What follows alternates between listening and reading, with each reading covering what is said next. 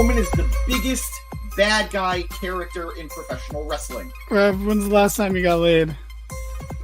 French toast is the exchange student that you have like a 3-week affair with. Hey, we can see that you don't have pants on. Can we tell the truth about Dusty sooner or later? Bro, less people wanted that than are currently watching our stream.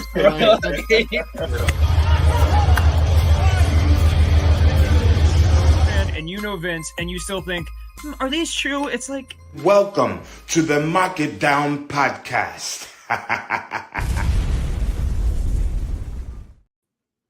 Hello, everybody, and welcome to another edition of the Mark It Down podcast. My name is Nick Cummings, joined this week by James Ashanti, back here once again to review tonight's episode of AEW Dynamite. We are just 11 days from Forbidden Door, and a lot of stuff is starting to ramp up. I already want to jump into the comments because we have what I believe to be a new viewer in the Bloodline Combat Club, saying, I love that name. You guys are cool. That's a cool name.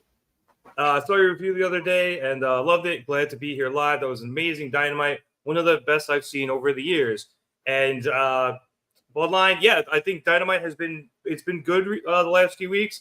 And I think now that we're closer to Forbidden Door and more of the talents that are going to be there on the other side of things from both CMLL and New Japan are starting to be over, and Stardom, the show has been picking up. Also, Chrome is here, and he wants me to lead us as the learning. Can I do it? Yeah, if you want to give it a shot. Hi, guys. Hope you had a great time watching Dynamite, because I damn had. Hope you like my takes tonight. Enjoy the good things in life and respect Jericho. Thanks, guys. It's pretty good. Pretty good. But we are going to start with our opening match of the evening, which saw MJF make his return to the ring against Roosh. This was MJF's first match since World's End, all the way back at the end of December. So he had a lot of ring rust, both in kayfabe and out, and they definitely preyed upon that fact. I will jump towards the end of the match here as MJF was thrown to the outside by Roosh, and he was just taking an absolute beating, including Roosh beating him with an extension cord after using a chair to distract the referee. And MJF was also given a belly-to-back suplex, from the apron to the floor. Roosh then brought MJF back into the ring, putting him in the corner and setting him up for the horns. But MJF was able to get up and counter with a lariat. MJF then hit a spinebuster before he brought Roosh into the corner and started bashing his head into the turnbuckle. He then climbed up the ropes and did the 10 downward punches before ending that off with a bite, bringing Roosh to the apron and hitting a heat seeker. MJF followed that up with a brain buster, as James is low in third, we'll say, and MJF was able to pick up the win. After the match, we had Brian Cage, along with the Gates of Agony, and Hichisaro from CMLL appear on the screen. And Cage announced that the Young Bucks had noticed what MJF had said about them the other week, and they didn't like it. So they have declared that Hichisaro will be facing MJF at Forbidden Door. Now, this isn't official because apparently now that Tony Khan's back and CD is a thing, the Bucks aren't truly able to make matches anymore. But it seems like that's going to end up being the play. But James, as for this match, I enjoyed it. It was pretty much what I expected it to be. Like I said, they were going to play into the fact that MJF hasn't been in the ring in a while, and Roosh always going to be a hard-hitting wrestler. You saw that here once again tonight. He was able to get his shots in, work MJF over for a really long time, and then obviously MJF at the end of it is just better and picks up a really good win. I think we did see some newer stuff out of Max tonight, though, at least stuff I hadn't seen, like that hammerlock DDT he hit earlier in the match. And I don't think we've seen him finish a match off with a brain buster before. So Max breaking out some new stuff here tonight, which I thought was pretty cool. I was really keeping my eye out for the brain buster, actually, because that's the move that he used on Adam Cole when he returned. So I wasn't sure if that was something he did to Cole because it was a safe but deadly move to hit on somebody. Especially somebody with a leg problem. Exactly. So I was really anticipating whether or not that was going to come into play tonight. And I'm glad that it did. I love MJF's Heat Seeker. I think it's a great move, but it's a very situational move. I think the best finishers are the ones that you could hit no matter the circumstance.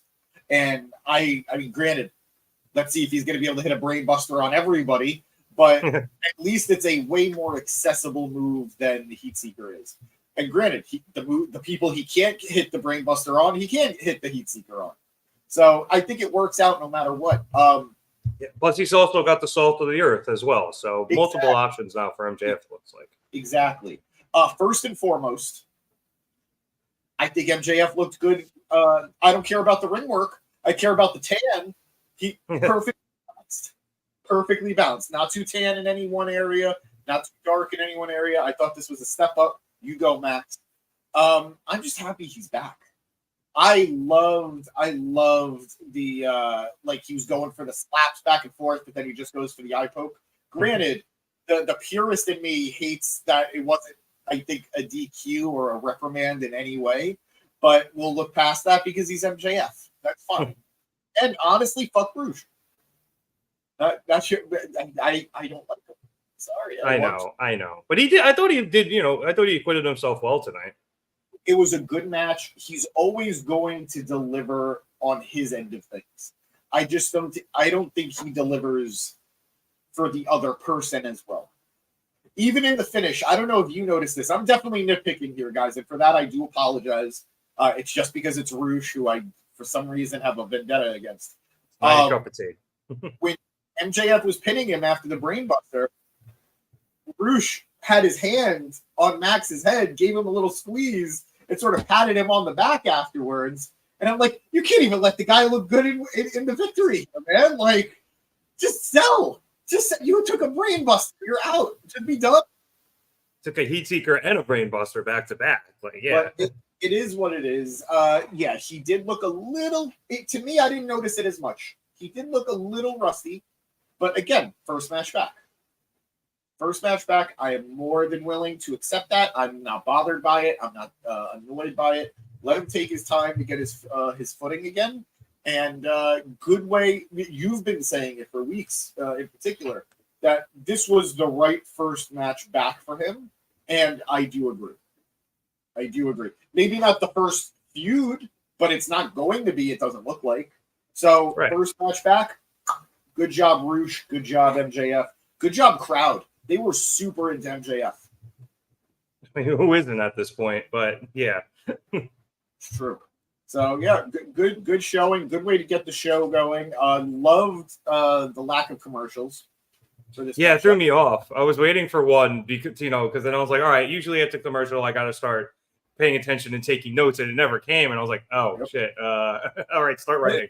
They had advertised it ahead of time. I think going back as that's right. Week. But yeah, we forgot about that. It was nice to experience.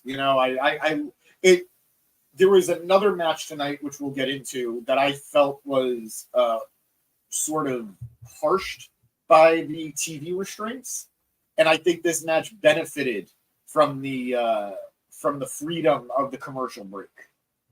So I think great way to start the show. Great way to get MJF back on wrestling TV. He was always he was never a I'm wrestling every week type of guy anyway in the past. So I don't necessarily think that's going to be the case here. Yeah, and I think James might have froze there for a bit, unless it's on my end. I guess we'll find out in a second. But yeah, he's definitely not a guy who's going to wrestle every week on TV, and that's because, as James comes back, that's because he was, at least now. I mean, because he is coming off an injury, so it would be foolish for him to be wrestling every week. Let him ease back into ring work, although fighting Rouge is definitely not easing back in.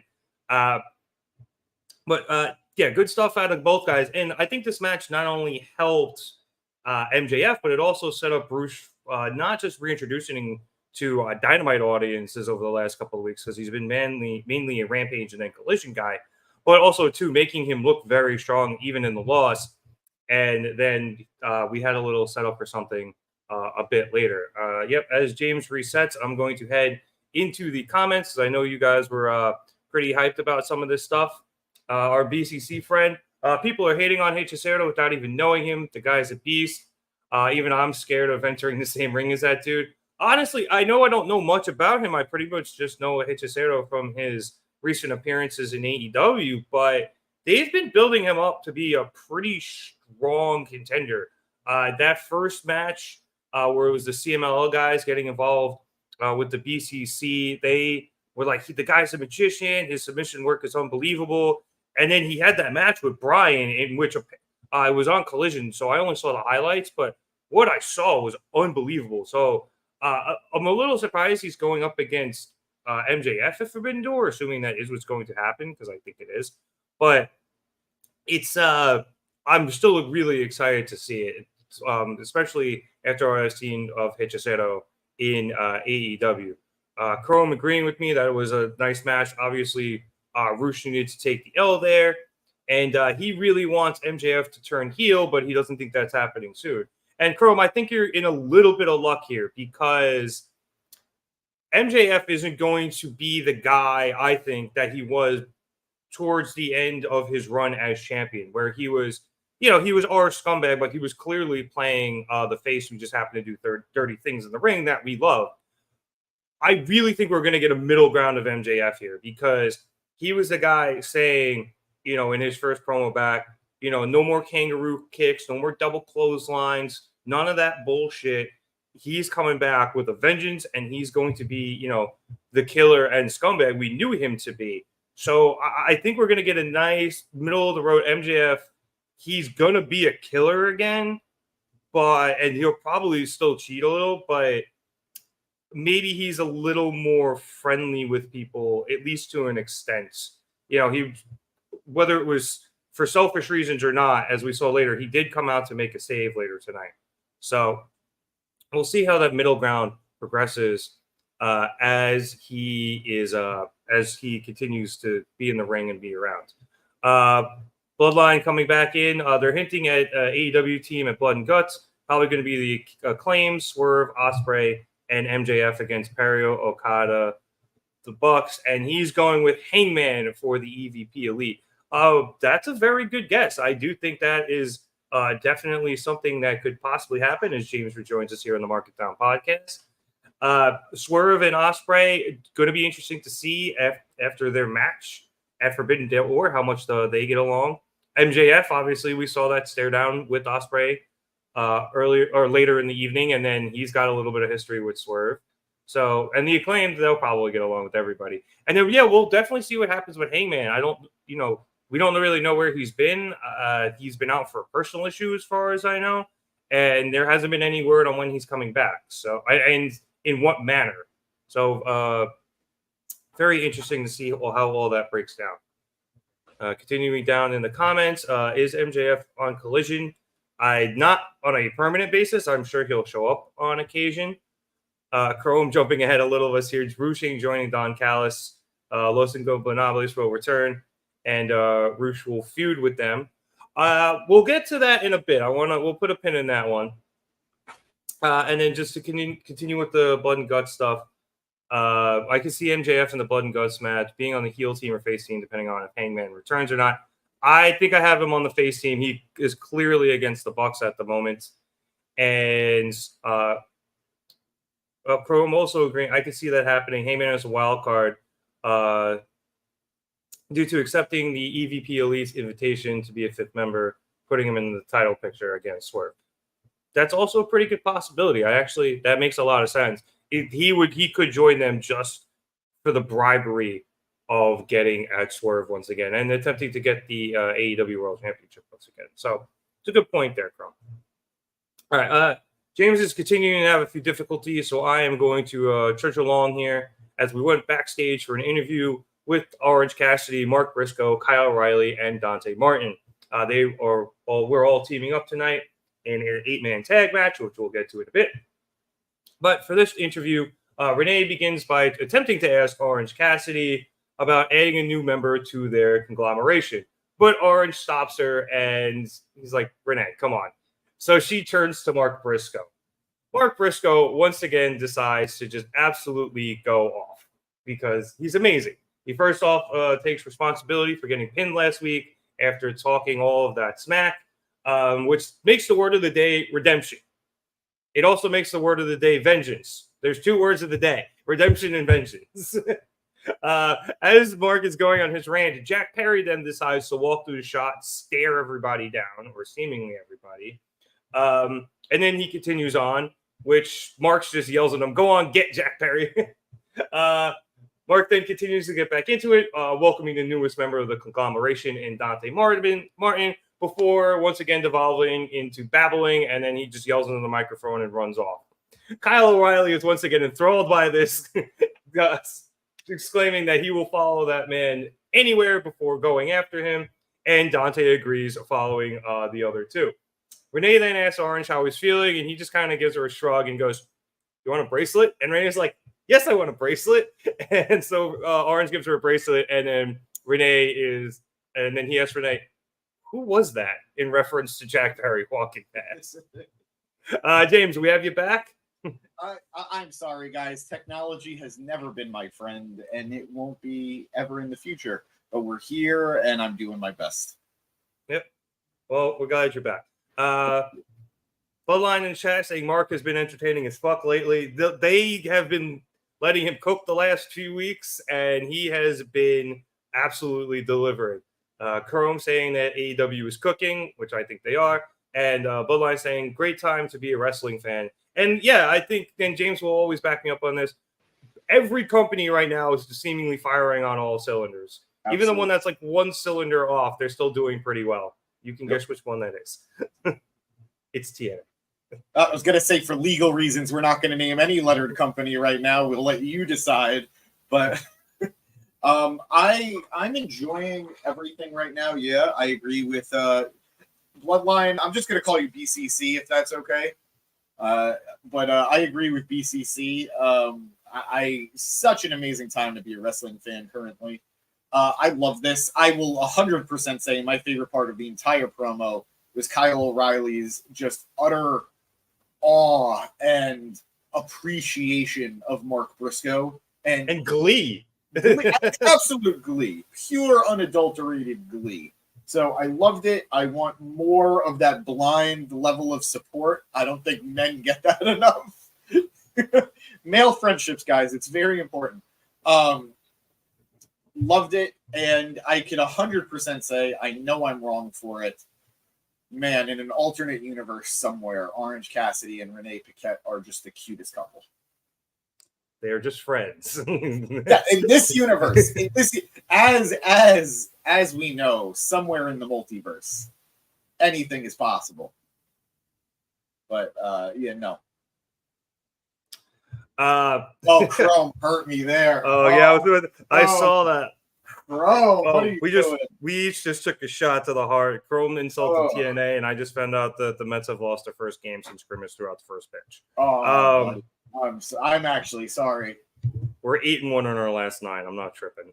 But all right. So to read off what Chrome said, total not appealing company isn't doing that well, having their hardest star in the at the moment being a joke on a developmental brand of WWE. IDK if I like that. Right. Legitimately, GCC agreeing, but we're gonna use this opportunity to have a quick hit of the Gym Pack Zone. So go ahead, James.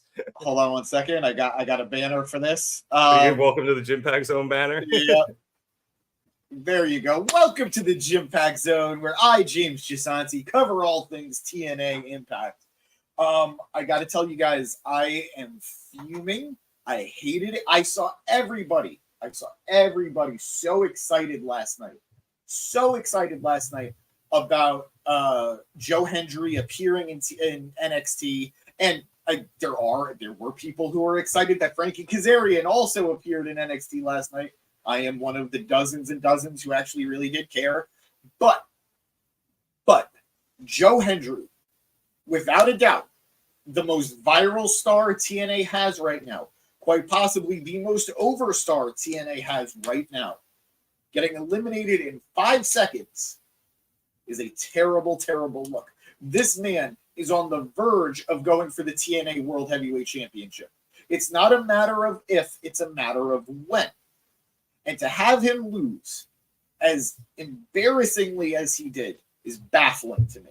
And granted, I know it's to serve a story for Frankie Kazarian because that is who he is feuding with in TNA right now. They just had a match this last Friday on the pay-per-view. Kazarian cheated to win. So once again, Hendry got buoyed by Kazarian. It doesn't really make sense to me. It doesn't make sense. I am one of those people, I'm ashamed to say it, and I'm sorry, guys, you're just going to have to accept me for who I am. I am one of those people who says, let it play out. To an extent, I have my limits.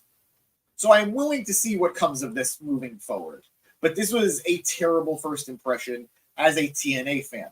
Now, the one thing I will say is, I wasn't being hyperbolic when I said everybody I know is talking about Hendry showing up in NXT last night. I had friends who don't watch TNA. I have friends who are very on the peripheral of wrestling in general tell me, oh, I saw this Joe Hendry guy debut and it looked so sick. There is a plus there. It is a good thing, but man, I need more. A lot of people, this is the last thing I'm going to say on this because we're here to talk about AEW Dynamite. A lot of people gave AEW a lot of shit for their relationship with TNA. That AEW didn't benefit TNA at all. TNA got Kenny by God Omega as their world champion for multiple pay-per-views. Multiple pay-per-views, guys. Kenny Omega. They got a pay-per-view bump every time Kenny appeared on pay-per-view for them. They got a weekly TV bump they got when Kenny appeared for them. And they get to say in their records that Kenny Omega was their world champion. So far, WWE has taken the top stars that they have to offer and made them look like developmental. Jordan Grace lost to Roxanne Perez in a good match, but she lost to the NXT Women's Champion. Joe Hendry got eliminated in less than 5 seconds in a battle royal. Not a great partnership so far as I'm concerned, but God willing, this does garner some interest and some love for TNA moving forward. But that's it. We're leaving the gym pack zone. As always, guys, watch TNA. Yeah, I will just quickly back up. When I made the joke about not everything firing on all the cylinders and it's TNA, I was just making more reference to the fact that, you know, they've been transitioning a little bit since Scott D'Amore has left, and you know, and it's still been good. But yeah, the NXT thing, it's been so far, I think, a mixed bag. You know, you had Jordan Grace look great in the Rumble, and then, you know, and she had a good match against Roxanne, even if she lost, and she beat some women from NXT, including at the most recent TNA pay-per-view. But like I said, mixed bag, still early in the relationship, and we'll see what happens. I do like Bloodline's quip here saying Drew should show up to challenge Moose and have CM Punk cost them the match, because Drew quit. Yeah. And CM Punk following him to TNA would be really funny. But yeah, we'll see what ends up happening with all of them. In the meantime, let's try to get back on track here as we move on to what was one of the longest segments of the night and one of the better, as we had the face-to-face between the AEW World Champion Swerve Strickland and the AEW International Champion Will Ospreay. A lot happened in this, so bear with me. Love this. Love this. Love this. Love this. Love this. Love this. Love this. Yeah, I was like, bear with me. A lot happened so far that I'm going to have to scroll down to read all of my notes. And I probably got a couple of things out of order. But as we hit the ring, Ospreay begins the tete-a-tete, saying that despite what Swerve had said last week, he can absolutely handle both championships, as he's the guy who held 3 different titles on 3 different continents at the same time. Swerve is about to learn that Ospreay is the best wrestler on the planet. Swerve then responds that that's where Ospreay is messed up. He is the best wrestler in the world. He's been watching Will for a long time now. He's got a lot of people in a lot of places. And he knows just how good Will is. But if you look back at last year's Forbidden Door, is Will going to have to call on Don Callis and his family to get the win, just like he did or had to against Kenny Omega last year? Ospreay declares that he doesn't need Don or the family to get it done, even asking the crowd if they think he needs Don, which the crowd obviously says no. And as he's yelling this, we then actually get a shot of Don Callis, the corny piece of shit, and his family backstage watching. Will then brings up that after he beat Kenny, he beat Okada and Jericho and a bunch of other people who were really, really good. And then he says, while he was doing all that, Swerve had a hit row and he had a hit list. Great line. Ospreay then says that Swerve thinks he has the advantage because Will won't use the Tiger Driver 97, but he can still take Swerve out with the Oz Cutter or the Stormbreaker or put a hole in his head with the hidden blade and have him waking up the next day wondering where his title went. And Swerve should consider himself lucky that Ospreay won't use the Tiger Driver because otherwise Swerve wouldn't be walking out of Forbidden Door at all. Yes, Danny, all of my homies love Joe Hendry. You missed my whole rant about it. Yeah, the Gym Pack Zone took over there for a minute.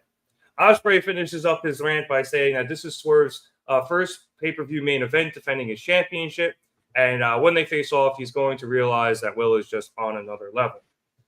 Swerve returns fire, immediately saying that while this may be his first main event defending his championship, this is Ospreay's first main event ever. And what Ospreay doesn't understand is that all of the sacrifices he needs to make to become world champion, the same sacrifices that Swerve has made. Swerve says he has set aside all of his friends to get where he's been, got rid of all of them, and Swerve needs to set aside everything he loves to get there the same way Swerve has, including the love of this business, the love of his wife, even the love of his son. It's at this point that Will grabs the top of Swerve's microphone, telling Swerve to never mention his son again, and really gets in Swerve's face to the point where it looks like the two of them might come to blows. Prince Nana then steps in and takes Will's microphone. I wasn't sure he was aiming for Will's, but that's the one he ended up with. See, I thought he was because I don't think he would try to take the mic out of Swerve's hands. Fair enough. My thought process. Also a good point and good possibility. But either way, he got the mic, and he says to both men that this isn't the time nor the place for this, as they should both save their energy and their pent-up aggression and feelings towards each other for their match at Forbidden Door.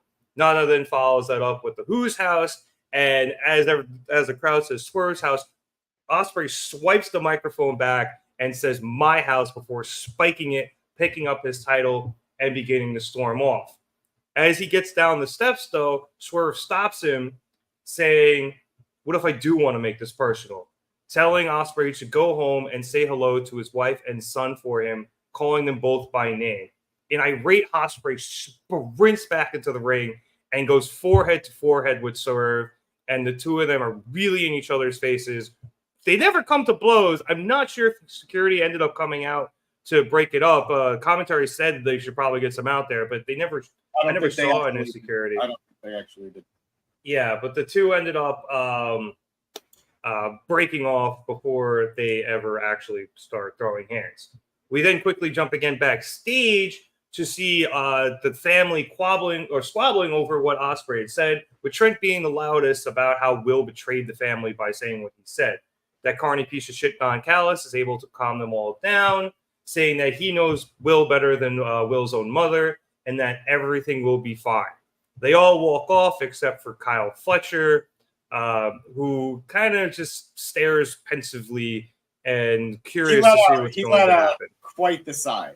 Yeah, I think pensive is the right word. Yeah. But speaking of levels, James, there were some fucking levels to this promo. Great stuff by both guys. I think this is one of Swerve's best promos in a while. I would think the best since he got the title. There's a reason. Yep. This was the most heel we've seen Swerve in a long time, and it fit like a goddamn glove on him.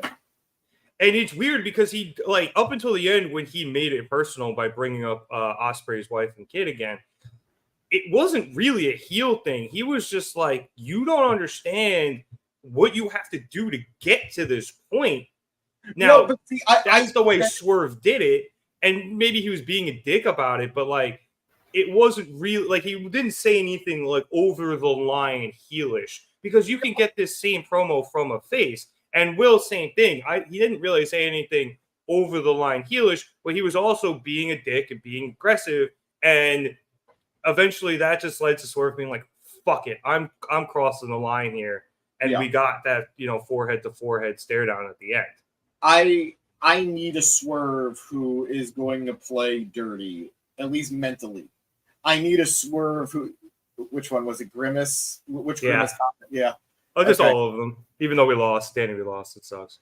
I love a Swerve that isn't afraid to mess with his opponent's mind. I love a Swerve who is willing to go dirty to destroy the confidence and the psyche of his opponent. Look what it did to Hangman. So I'm very interested to see where this goes. I am dreading what's coming for Ospreay, which is this feud with the Callis family. I just am. Those comments. Oh God, it's gonna lead to a fucking betrayal at the pay-per-view, and I just don't want it. I just don't. It's not that I want him with the family still. I just don't want to deal with the aftermath. Honestly, it's not even the aftermath because I think, Bloodline is right here that Don is going to turn on Ospreay at this pay-per-view and probably cost him the title. So yeah, exactly. I think this was more of a hint. Like this is the toss or the alley, and the oop is going to come on September 30th, or excuse me, June 30th. Why did I say September? No idea. But I thought both men absolutely delivered. I loved that Swerve didn't let Ospreay get the last word in, because I really thought when Will slapped the mic out of the hand and he said "my house," I thought that was it. The fiery baby face is walking out with the last word, but Swerve just didn't allow it to happen. And Will fell for it and got back in the ring, and you could tell that Swerve is in his head. I love this. I love it. I love it. I love it. This is somebody Swerve calls a friend. He called him a friend last week on Dynamite. Or at least Imagine friendly. I think both men absolutely killed it. The crowd is very split. The crowd tonight was very split if they were there for Swerve or if they were there for Ospreay. I thought that was great.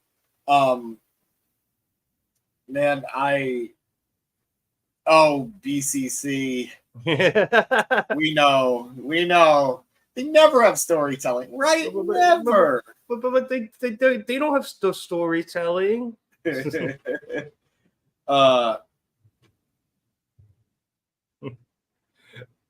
Danny, understanding the sarcasm. A little late there.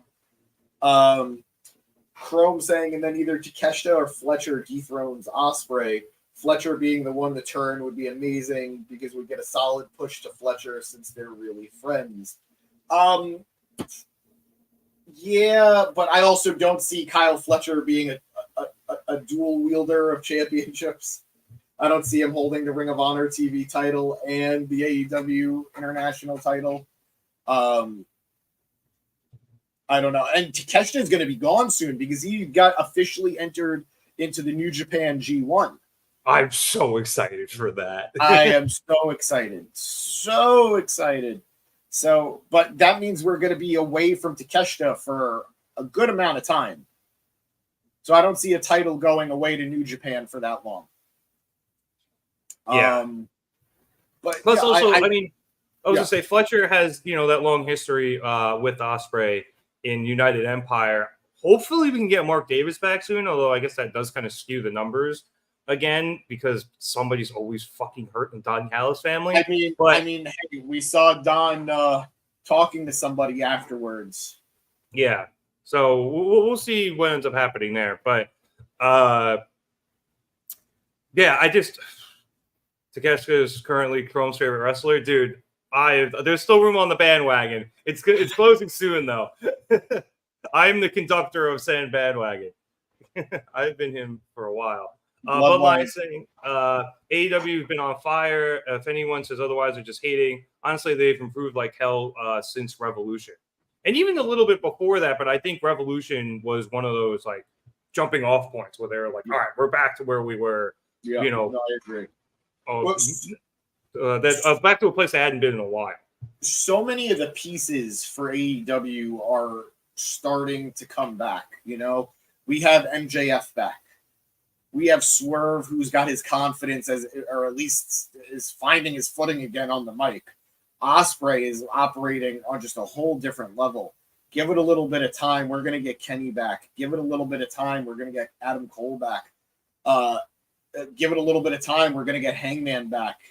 And I think even without those absolute stars, AEW is absolutely delivering right now. So just great time to be watching Dynamite again. Yeah. Plus, you know, the absence of those stars, while it took a while, it did allow for new guys to come in and fill the void. Swerve, I don't think, would be here without a couple of those guys going down. It allowed for Okada to come in and, you know, take a huge spot. It allowed for Ospreay to come in and take a huge spot. Both of those guys being, you know, top tier guys, but they've had the TV time to really ingratiate themselves into this new audience. Good work. And thank you. And, you know, really push themselves all the way to the top of the card. Whereas if all of those guys were still there, then, you know, things can get a little crowded and sometimes guys just aren't going to have the TV time, at least on Dynamite. Obviously, I know Collision and Rampage are there, but, you know, Dynamite is the flagship show.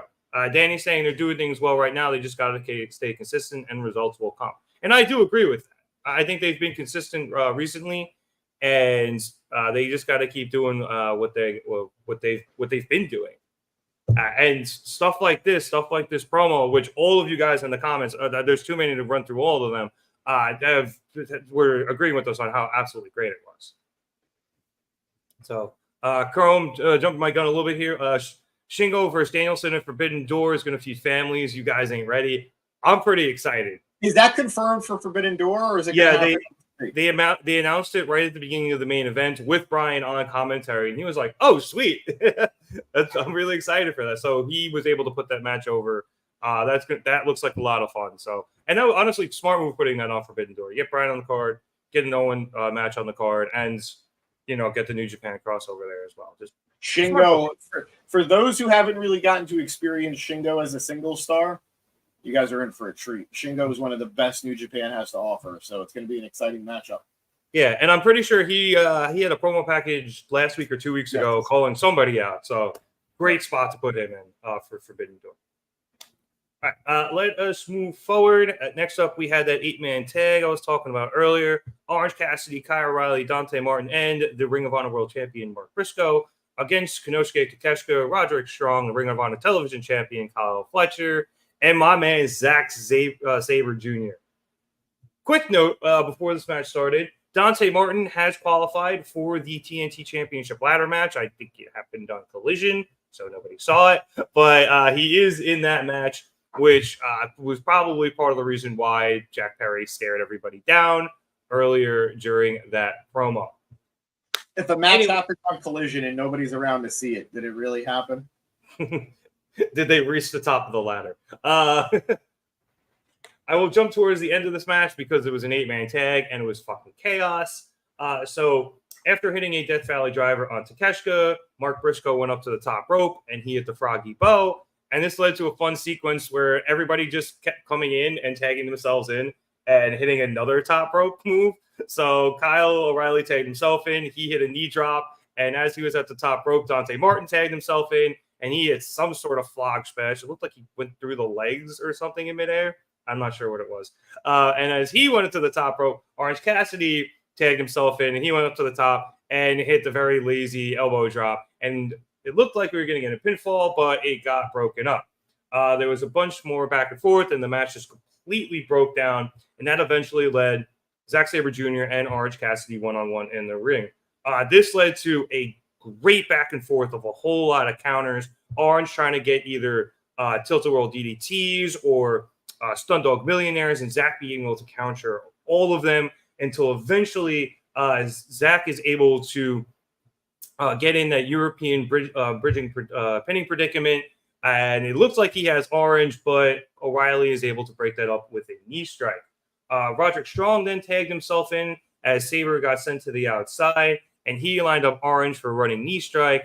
However, Kyle O'Reilly pushed Orange out of the way, eating the knee strike and allowing Orange to set up and hit the Orange Punch on Roderick Strong and pick up the win.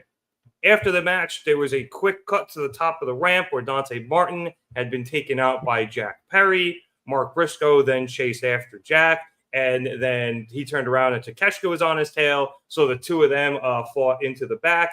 And we also had Zack Sabre Jr. and Orange Cassidy get into it back in the ring as they are going to be facing off at Forbidden Door. And that ended with Orange putting his hands in his pockets as Zack had his hands behind his back, threatening Orange to hit him. I love that, by the way. I just want to put that out there. I thought Orange looked so badass that he did that. Basically, he's telling Zack to take his shot. Yeah. It was so cool. Zack was trying to get him to take a shot at him with his, bumping him with his shoulders, and Orange just like, nope, hands in pockets. So just, cool, calm, and collected Orange. But James, this match was anything but calm. It was, one of your typical AEW 8-man tags, just absolute carnage and a lot of spots and fast-paced banana lands.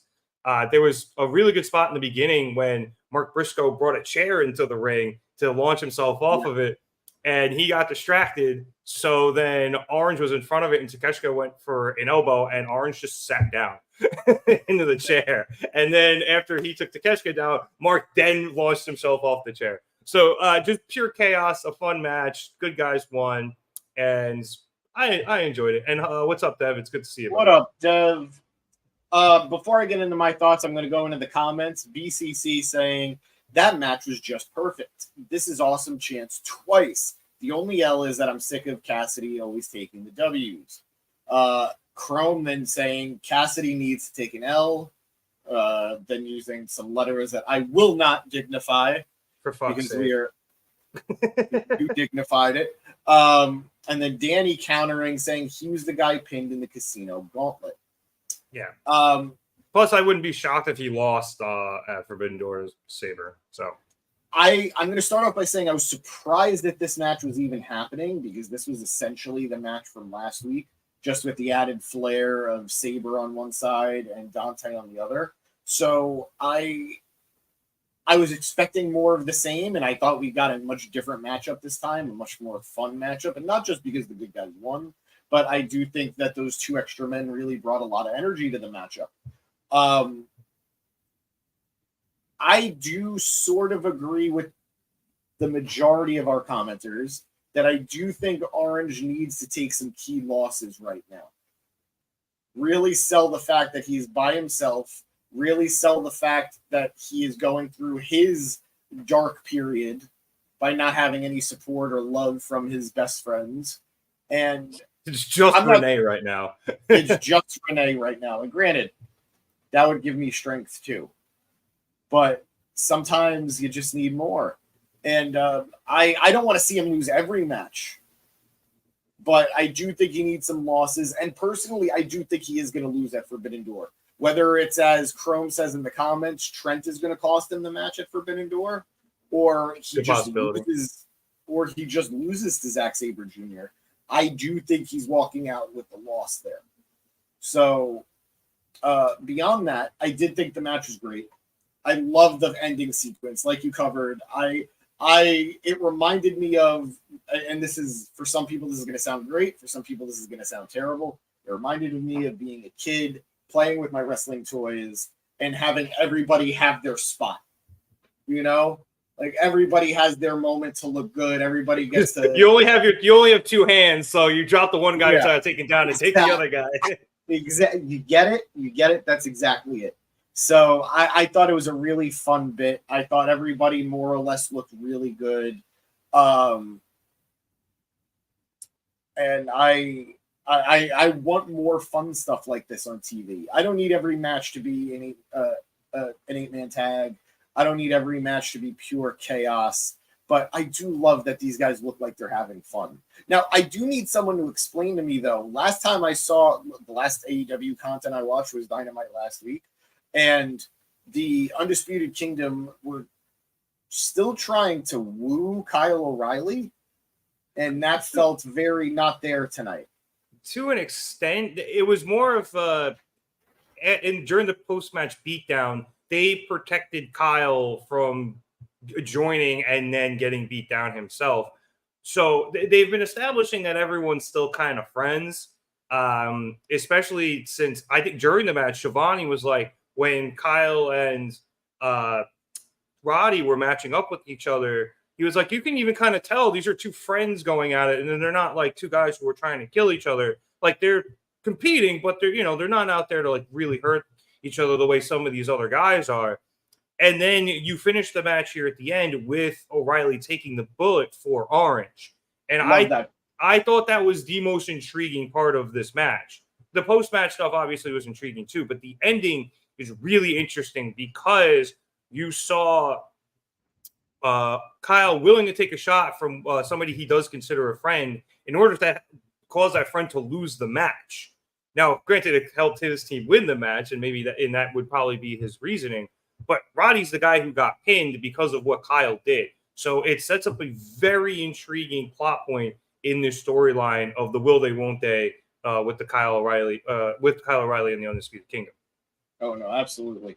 Going back to the comments here, we have Danny saying that he agrees with me, but then he being Orange, shouldn't be hanging out with Briscoe and Kyle. He should be all alone. I love that. Chrome saying his bet on who takes the TNT title at Forbidden Door is either Jack, Savior Scapegoat Perry, or Konosuke Beast Takeshita. But since Perry is with the EVPs for the story, makes sense Perry with the gold. I agree. Danny saying that Perry will probably win it, and he doesn't know how many times Chrome's been here before, but this is a pro Jack Perry pod. I, too, live in the bizarro world. Chrome then saying he laughed when Kyle O'Reilly was kicking strong outside and Taven was yelling to Kyle, "What the fuck are you doing?" Just great stuff. Yeah, man, I loved the variation of the total elimination move that he hit with Orange. Kyle. Yeah. I thought the high-low. Yeah. I think they hit that last week, too, with the drop kick and the leg sweep. So, yeah, it's really cool. I also love the Stun Dog Millionaire turned into like the kick to the back of the head that Orange and Kyle did. Those two have surprising chemistry. Yeah, right? Shockingly good fluidity, shockingly good chemistry. Just love those two. I do want to briefly say, just hi to everybody who's new with us tonight. We do have a lot of numbers for us, so we would just want to say thank you. If you're not a regular or if you're not a subscriber, we do appreciate you clicking on us and checking us out. If you want to stick around, hit that like button, hit that subscribe button. We talk about all the wrestling, no matter what company, no matter what letters it's in or what night of the week it's on. So stick around, we would appreciate it. Except Saturday, we don't have the time or the energy for it. Unless it's a pay-per-view. Yeah, the pay-per-views are doing all that. But Collision, sorry, Collision. But watch Collision. It's a good show. Just wanted to say thank you guys, and yeah, let's move on. Danny calling you a shill. All right, well, moving on. Next up, we came back from commercial with the Mercedes Moné promo package. She was just talking shit to her opponent at Forbidden Door, Stephanie Vicar. She's right, Vicar. She's just really excited that she gets to do Lucha stuff again, which you kind of saw last week. So we then went backstage with Roosh, and this answered the question of where that carny piece of shit Don Callis was during the previous match. He was notably not on commentary, and it was because he was meeting with Roosh, who was very upset following his loss, saying in some very broken Spanish that he had an opportunity for Roosh. We don't know what that opportunity is, but speculate away. Next up, we then had the Young Bucks against the Acclaimed in their forced AEW World Tag Team Championship Eliminator match. Danny, big fan of Kris Statlander, aren't we all? Before the match, Max Caster's rap once again got cut off, but this time it was because Okada was in the back typing away on a computer like Shawn Michaels and Triple H in the 90s. Getting cut off really quick. Bloodline saying Roosh is not joining.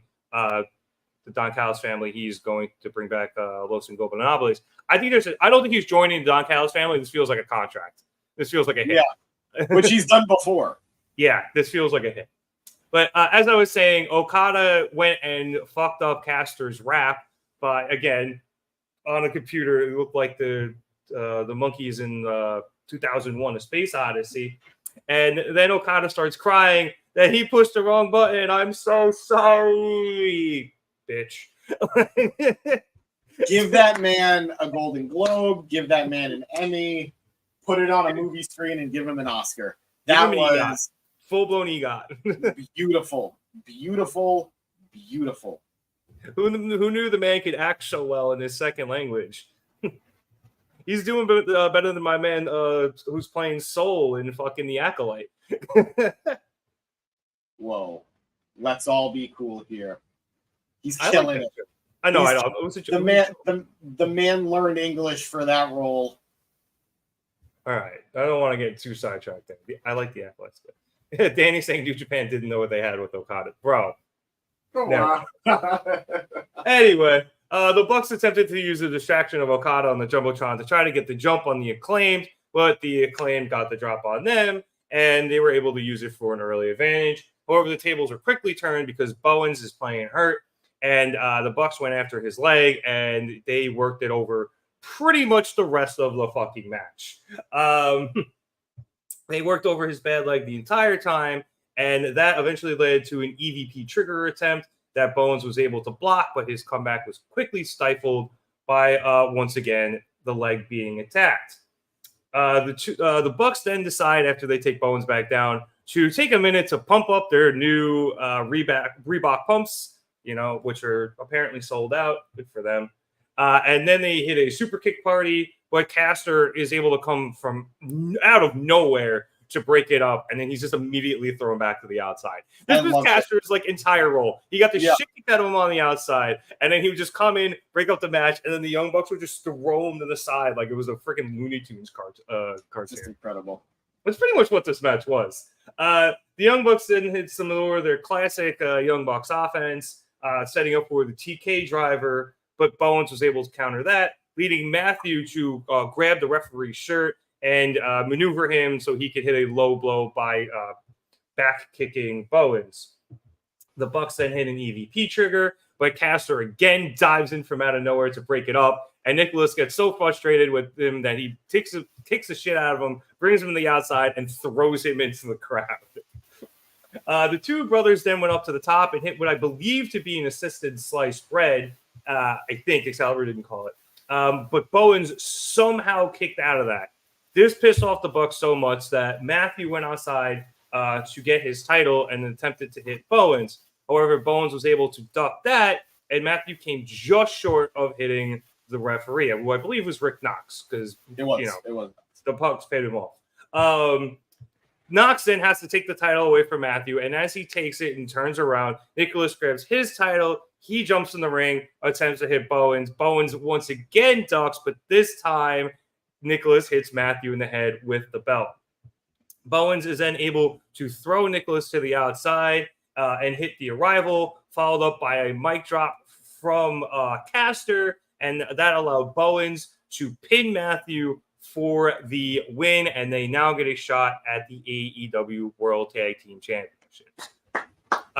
James, this match was weird because it was fun because it had that Looney Tune aspect of these two just won't fucking die. Yeah. It was, or even like Austin Powers. Why won't you die? But Caster and Bowens just kept coming back, and the Bucks made a mistake, and they get their title shot. So it was fun. It was funny, and I enjoyed it. Even if it wasn't maybe the best match, it was just a fun, enjoyable match. And it told a good story as well. Yes. It told it highlighted the perseverance of the Acclaimed. Because yes, Caster definitely broke up a lot of those pins, keeping their team alive. But to Bowen's credit, he also kicked out of stuff too. Yep. He was not just waiting for Max to save him. So I enjoyed it. I'm gonna go to the comment here. I'm going to skip over a lot of your New Japan Okada stuff, guys, because I could go on a rant there. But BCC saying, I don't want to claim to dethrone EVP Bucks. Please, I'm sick of the Acclaim, to be honest. And it was obvious they would win tonight to get the Forbidden Door title match. I won't lie to you. I can't fully agree with that. I agree 50, like half of it. I'm just not sick of the Acclaimed. Yeah, well, maybe 1/3 of it then. I'm not quite sick of the Acclaimed yet, and I do agree. I don't want them to take the tag titles off the Bucks. Yeah, me neither. But I actually really didn't think they were going to win tonight. I thought they were going to lose. I'm glad that they didn't. But I was not fully confident in an Acclaimed win. So I think it'll be fine. I do think I'm finally really seeing the light on why people don't like these Eliminator title matches. That was a fun matchup. And I'm sure now that they've got this title match coming, they're going to tell a very different story. They're going to have a very different matchup. But you now have to top yourself, meaning you're either holding back on that first match or you've put yourself in a corner that you really got to up your game on that second match. I miss good old-fashioned #1 contenders matches. I grew up on them with WWE. I grew up with them in wrestling in general. I wouldn't mind a good old #1 contenders match coming back. I'm very grateful for tournaments sometimes. And I don't mind all title eliminator matches, but I think that maybe introducing the odd #1 contenders match isn't going to be the worst idea. I still like them. I can appreciate trying to get the champs in the ring without necessarily putting the title on the line every time, especially because people really complain about that.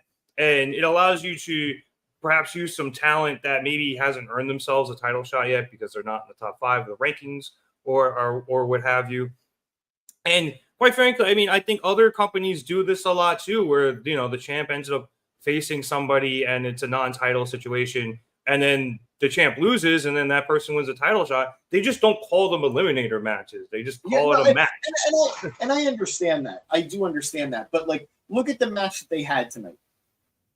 That would have been a great finish for them to have actually won the tag titles. I thought that would have been an excellent story. And I do agree with you, by the way. I don't think every match champions are in should be a title match. But I don't know. I feel like I see what BCC said, that this isn't WWE, this is AEW, and we have to get the eliminator matches. Life is life. I don't think it should be one of anything all the time. I like mixing things up. I like creating a little bit of variety sometimes. I don't want one company to be only known for one thing and one company to only be known for the other. I like both. I really don't have an entire bias against the title eliminator. I really have enjoyed them for the most part. I think it makes sense in a lot of situations. But then in other situations, sometimes it should be a title match. Look what happened with I don't want to jump ahead to the later in the show, but a title match was just given at one point later tonight. Yeah. And that should be a title eliminator match. That makes way more sense as a title eliminator match. But I don't want to nitpick, because I really did enjoy this matchup a lot. I do think the Acclaim killed it, and I think the Bucks had a very good heel match. I think they just absolutely killed it as the bad guys. Their super kicks were on point. I love them pumping up the Reeboks. I thought everything was great. Yeah, and also too, they didn't announce this for Forbidden Door, so we can still, if the Bucks are on Forbidden Door, we can still get a different match. I know Chrome mentioned perhaps that we might see Motor City Machine Guns at some point. I know, James, that's something you've been, shooting your shot with for a while now. It's still on the table technically, so we could see a surprise matchup for the Bucks at Forbidden Door if they don't want to announce somebody and do something like that, in which case there's a certain interview we got to get out pretty quickly. It's going to be really funny if that never happens and we just never put out the interview. I think we should just put it out anyway, but I digress. What else? Interview Jones over here. Bloodline saying we had Takeshita versus Swerve first contendership for the world title. Yeah. Oh, the number one contenders match for the world. So yeah, they do those occasionally too. AEW, I think, has a pretty decent balance of we have eliminator matches, we have number one contenders matches. Occasionally, we have something like what we're having with this ladder match right now with the TNT Championship, where there's a bunch of qualifying matches to get to the title match, and I know it's a ladder match because somebody got hurt, but point stands. You have the person who wins the Owen gets a shot at the title, and occasionally the champ just gets pinned in the tag match. And I think they tend to have a decent balance. It's just AEW is the only company I can really think of that uses eliminator matches. So it feels like a capacity. So it feels like a lot more than any other company, just because none of the other companies announce going in it's going to be an official eliminator match. Chrome checking me saying that the Bucks versus the Acclaimed is confirmed for Forbidden Door for the titles. Thank you, Chrome, for the fact check. I must have missed that, but okay. So there goes my plan for Motion Machine Gun. Never mind. But I did like it then because even more, but just because storyline wise it worked because the Acclaimed have been beefing with the Bucks, and then Christopher Daniels did it to punish the Bucks, which made sense. And it forced them to put the titles on the line, which is something they had been actively avoiding or get close to putting the titles on the line. And now they actually have to. So look, do I think the Acclaimed are going to win? No, and I'm sure there'll be some sort of shenanigans, but I think it was just important to force the Bucks back into the ring because as fun as their shenanigans are backstage, and they've switched up a little bit now that Tony's back and CD is in charge, but they need to wrestle. And this was a good way to just storyline-wise force them to wrestle. All right, let's see. After this, we then went backstage with Samoa Joe and Hook and Katsuyori Shibata on camera. So Joe and Hook are walking through the hallway, and Joe is telling Hook that he needs to stop hyping up all the places around where he lives and keep saying that, he should just be like, oh, the bodega by me is terrible. And this restaurant by me is terrible, because if he keeps saying everything's good, everyone's going to want to move in so they are closer to the best chopped cheese, and then rent's going to go up. Very, very smart man, this Samoa Joe. No, absolutely. And I can't be the only one between us that thought of our friend Jay Lyon when they brought up chopped cheese. Chopped cheese. Chopped cheese. Anyway, the two eventually get to the locker room of the Premier Athletes, and they're about to head in, Joe and Hook, and jump the shit out of them. But Joe holds Hook up, and he's like, yo, I'm tired of dealing with these guys. I need you to be a little extra in there. And Hook's like, extra? Joe's like, yeah, extra. So Hook's like, okay. And he opens the door, and I think he yells, time to goon it up or something. No, well, he didn't no idea what he said. Do you know what he said? Joe called it out later, but now I got to word for word it because he did. I know I'm doing something dangerous with one of those words, but I thought the word goon was thrown about because apparently that definition has changed. Anyway, they went in there only to find the room empty except for a note.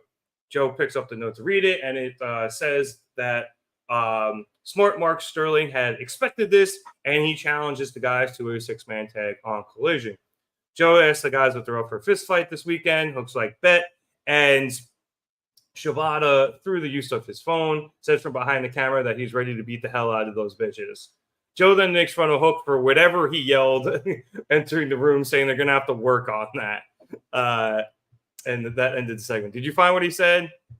I'm looking. I'm listening to it right now, so just give me a second. Right. If anybody knows, you can put that in the comments. I'm going to keep it rolling then, James, while you find that. As we went to the AEW Women's World Championship contract signing, between Timeless Toni Storm and Mina Shirakawa, obviously hosted by one Mariah Method. So Mariah introduces both women, and they both come down, and then Mariah starts off the proceedings by saying how difficult this match is going to be for her, as she's best friends with one person, but the other is her mentor, and it's going, and despite the fact that they're both very competitive and they're going to do their best to, and whatever they have to win this match, and Mina just cuts Mariah off and tells her to shut up. Mina then tells Toni that she became a great star for Stardom and now in AEW, but since she has won the AEW Women's World Championship, she has gone soft. The people no longer want Toni; they want Mina. And at Forbidden Door, she's going to take Toni title and take back her girl, pointing at Mariah. Toni starts off her bit by saying that if Mina ever raises her voice to Mariah again, she'll slap her tits off. That was followed up by Toni saying that the people definitely do still want her. And I think the way she put it was, this buffet is wide open, so everyone is grabbing a bowl and lining up. I think that's what she said. Toni sometimes speaks in riddles, and it's really hard to translate. Toni then gives Mina the advice of chin up, tits out, and watch for the shoe before signing the contract.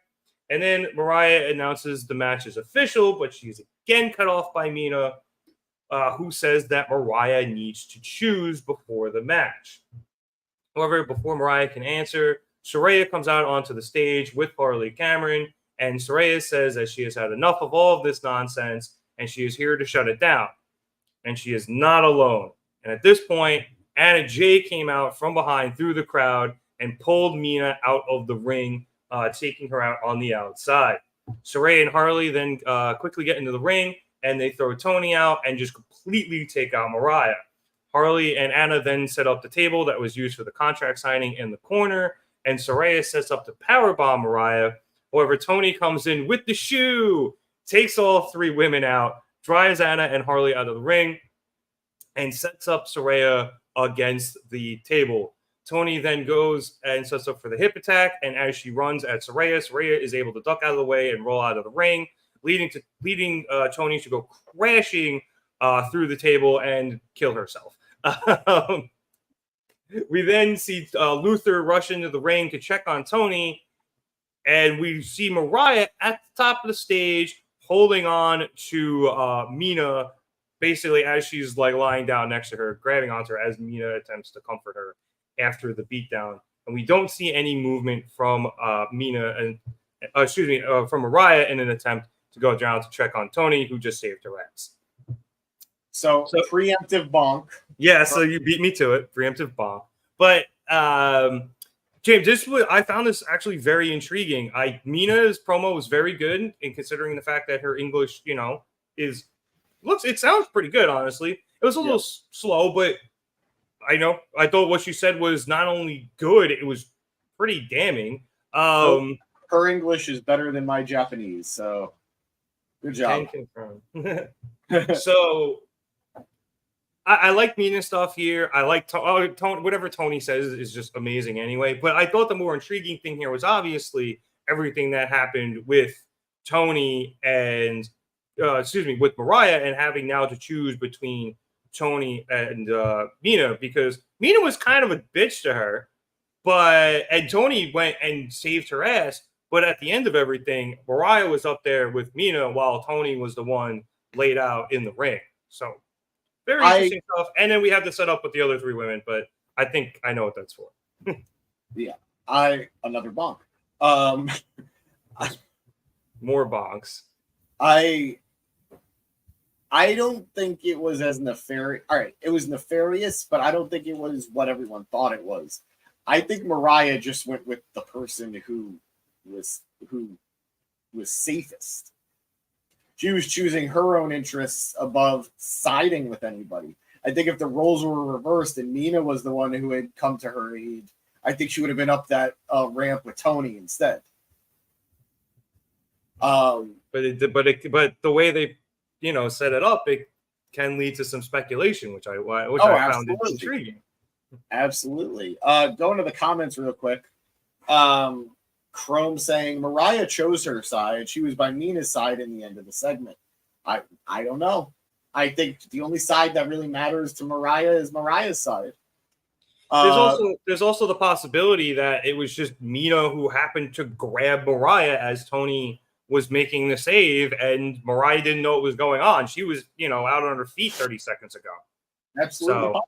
Absolutely possible. Didn't see that camera angle. BCC saying, "Oh yeah, Mariah death turning on Toni and Prob winning the Owen tournament to face Toni at All In." I think if you don't get Jamie Hayter back, that is the biggest match you can have. I think that is the biggest match you can have at All In. Let's see. BCC also saying Juice and Toni are a real couple. I imagine them together must be wild. But yes, they are actually, having met them together, they are a very cute couple. Chrome saying Anna Jay is an outcast now. I think it kind of fits her.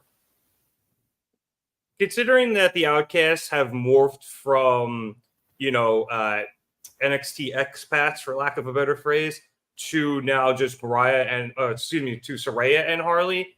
Yeah, Anna would kind of fit in with what they're doing. At least for now, this just seems like an alliance of convenience.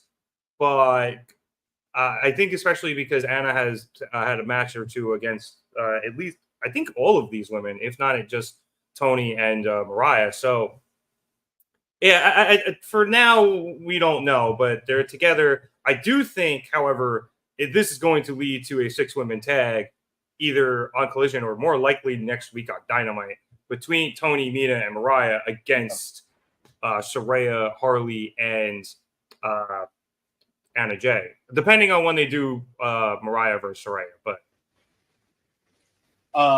we'll get to that in a minute. Okay.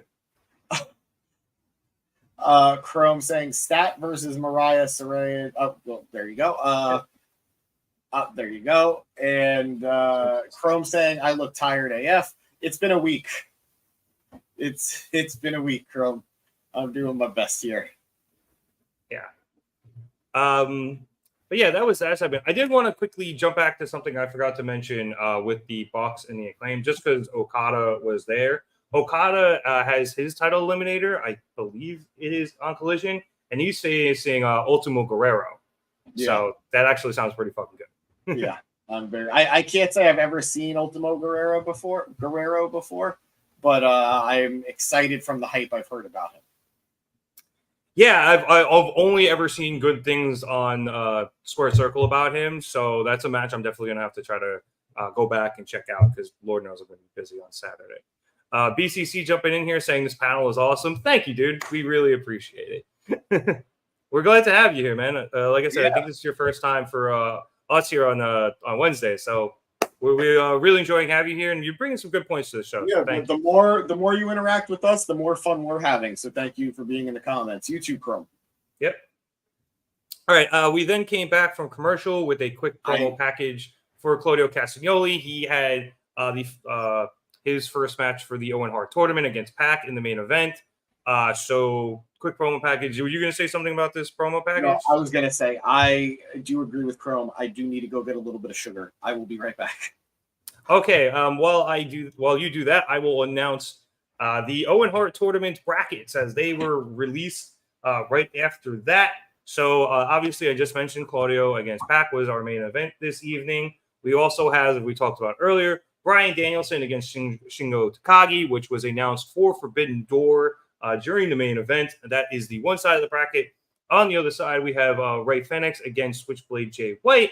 And then we have Jeff Jarrett against a wild card on the right. Very excited to see who that wild card could be. I might believe in Joe Hendry. He was yelling about how he could show up anywhere. Forbidden Door.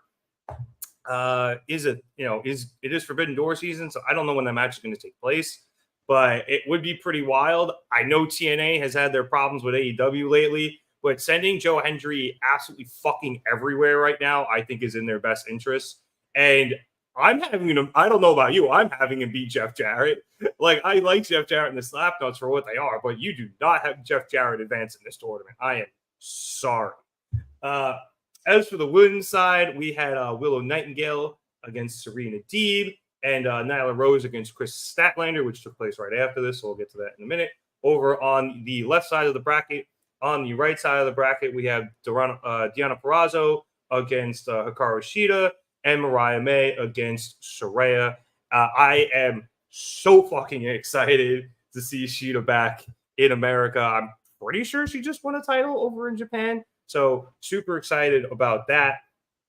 Don't know why I was leaving James's empty chair up there for a while. But I'm really excited to see Shida come back. Very, very hyped about it. Mariah versus Saraya has obviously been being set up for a while, so that should be a good match. I agree with some of you guys. I think Mariah probably ends up advancing. She might even win. She might even win the tournament. I think she's got a decent shot of it. And the Willow Statlander collision in the second round is a very, very, no pun intended with the collision, a very, very clear and obvious thing that's going to happen. We'll talk about all that when we get to the Stat versus Nyla Rose match. But James, any early predictions for either the men's or the women's bracket of the Owen Hart tournament? I do think I saw some comments agreeing with this, what I'm about to say. I think it's going to come down to Bryan versus Jay White. Don't know who's going to win the whole thing, but I do think that's going to be the finals just because I think it's a matchup Bryan would want to have, and I don't see a proper feud happening otherwise, given how little time Bryan has left as a full-time performer. So I think he wants to get it out of the way before he's done for good. So yeah, Bryan versus White as the finals, and for You the think women, he wins? I think Bryan probably wins because then he gets a title match at Wembley. I don't know why I said it like that, but you just don't. You don't want that because you think Bryan's going to lose at Wembley. Do I think Bryan's going to lose at Wembley, or do I know Bryan's going to lose at Wembley? Here's the thing. There is a rational side of my brain that's like Bryan is going to put over everyone he can before it's over, and it's almost over, and it's great that he's doing that. And then there's the irrational side of me. There's bad guy Jim talking. And I want to believe Bryan has been lying all year, making us think there's no way he's ever going to win the title because this is it. And then in reality, he actually wins the title at All In, and it goes on a run with that belt for the next year. Do I think that's going to happen? No. Do I want it to happen? Yes, I do. I've been explaining to friends who somebody legit asked me today, is Bryan really done? Like, is this the end for Bryan? And I had to explain that I am currently feuding with a little girl because she wants to spend time with her daddy.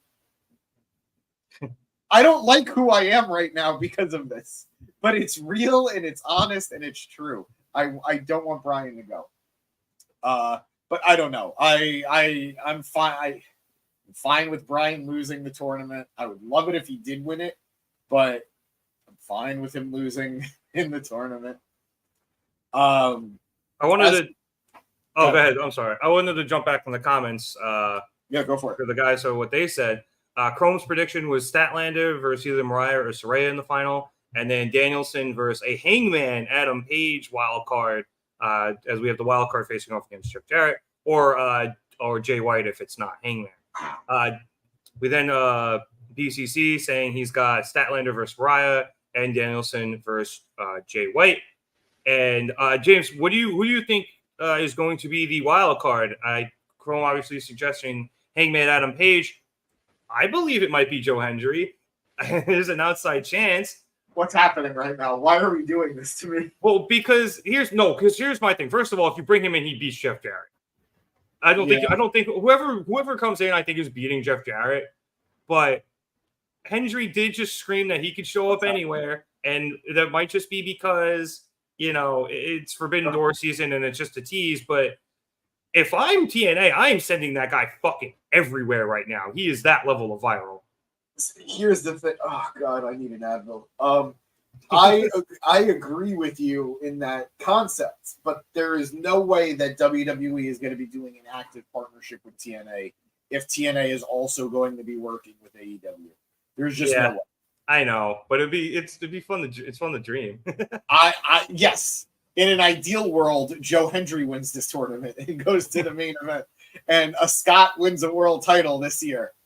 As somebody always used to make the joke when Andy Murray would win or lose Wimbledon, if he wins, he's British. If he loses, he's Scottish. Did you hear Wade Barrett made that comment this week? Yeah. Yeah, great. that's a really old joke, but they used to say it about Andy Murray because he could never fucking win Wimbledon, and he finally won. And they were like, the British guy wins Wimbledon, and we're like, fucking A. Jesus. But Hangman makes a lot of sense as the wild card, just because we're not going to be getting Ospreay in the world title match at All In. We know that now because this match is happening now. So if you're not going to go Swerve versus Ospreay at All In, Swerve versus Hangman is a pretty huge match to have. So I don't know. It feels weird. Especially a heel Hangman backed by the EVPs who have manipulated the tournament to get him the title shot. Now, does it feel a little disrespectful to manipulate the Owen Hart tournaments to get Hangman a title shot? Yes, I think you can manipulate something else to get him a title shot, but it's a possibility we have to look at. Tonight was the first night I actually kind of dreaded the fact that the winner of the Owen Cups go on to Wembley for title matches, because in a vacuum, I feel someone like Bryan Danielson is perfect to be an Owen winner. I feel in the ring, there's just so much similarity. There is so much tissue that connects Owen to Bryan, and that would have been perfect. But now, does that mean I'm expecting Bryan to go to Wembley for the title? That's pretty big. So that is a little bit of a drawback. And I don't want to ignore the women, so I do want to cover the women too. Yeah, I'm sorry. No, not at all. When I saw Deonna Purrazzo's name on that bracket, I was like, yes, all the goddamn way. You and I are going to be beefing that match because she's facing Shida. I swear to you, hand to God right now, when I saw it was when I saw it was Shida versus Purrazzo, I was like, oh no, we're not going to be friends for a week.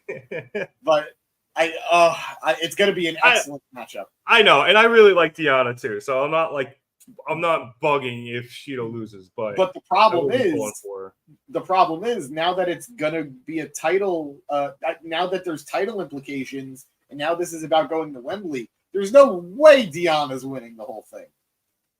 I think 100% it's going to be Mariah. I think it's the winner of Mariah versus Saraya. I think whoever wins that goes on. I don't see Saraya versus Toni happening again at All In 2 years in a row. I'm not saying it's impossible, but because last year was the triple threat, remember? Yeah, I was going to say it was a multi-woman match last year, so that's why I'm like, oh, wasn't it 4? Am I nuts? Maybe. I thought it was a triple. I'll look it up, but it was Toni, Saraya, Britt, and Shida. Wasn't it? And Shida had the title. Yeah, because Shida had the title, but she only had that really short run. It was a fatal 4-way. It was a fatal 4-way. But either way, I don't necessarily see those two running it back. Because you're kind of putting yourself in a weird position there, because Saraya's going to get the hometown cheers, probably. But Tony's 100% the face in that feud. Yeah. So it's a weird fucking position to put yourself in.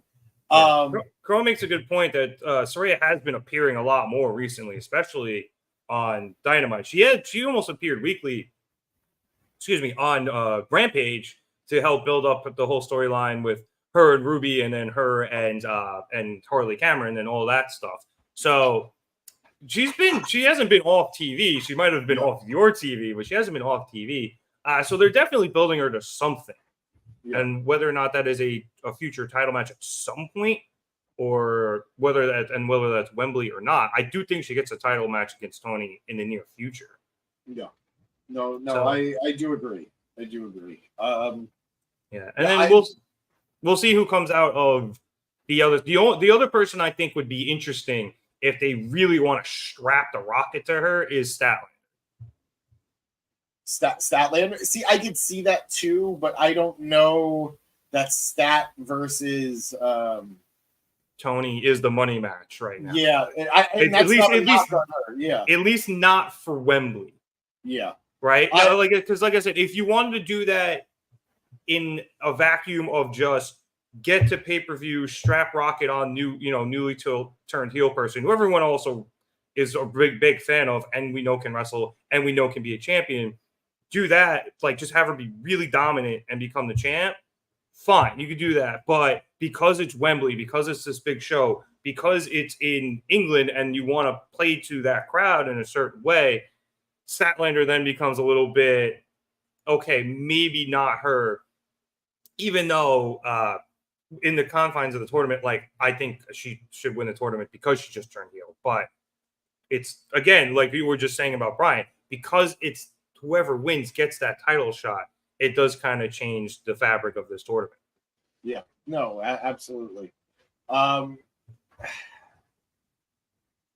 just not going to be happy with the women's side. It's not Diana.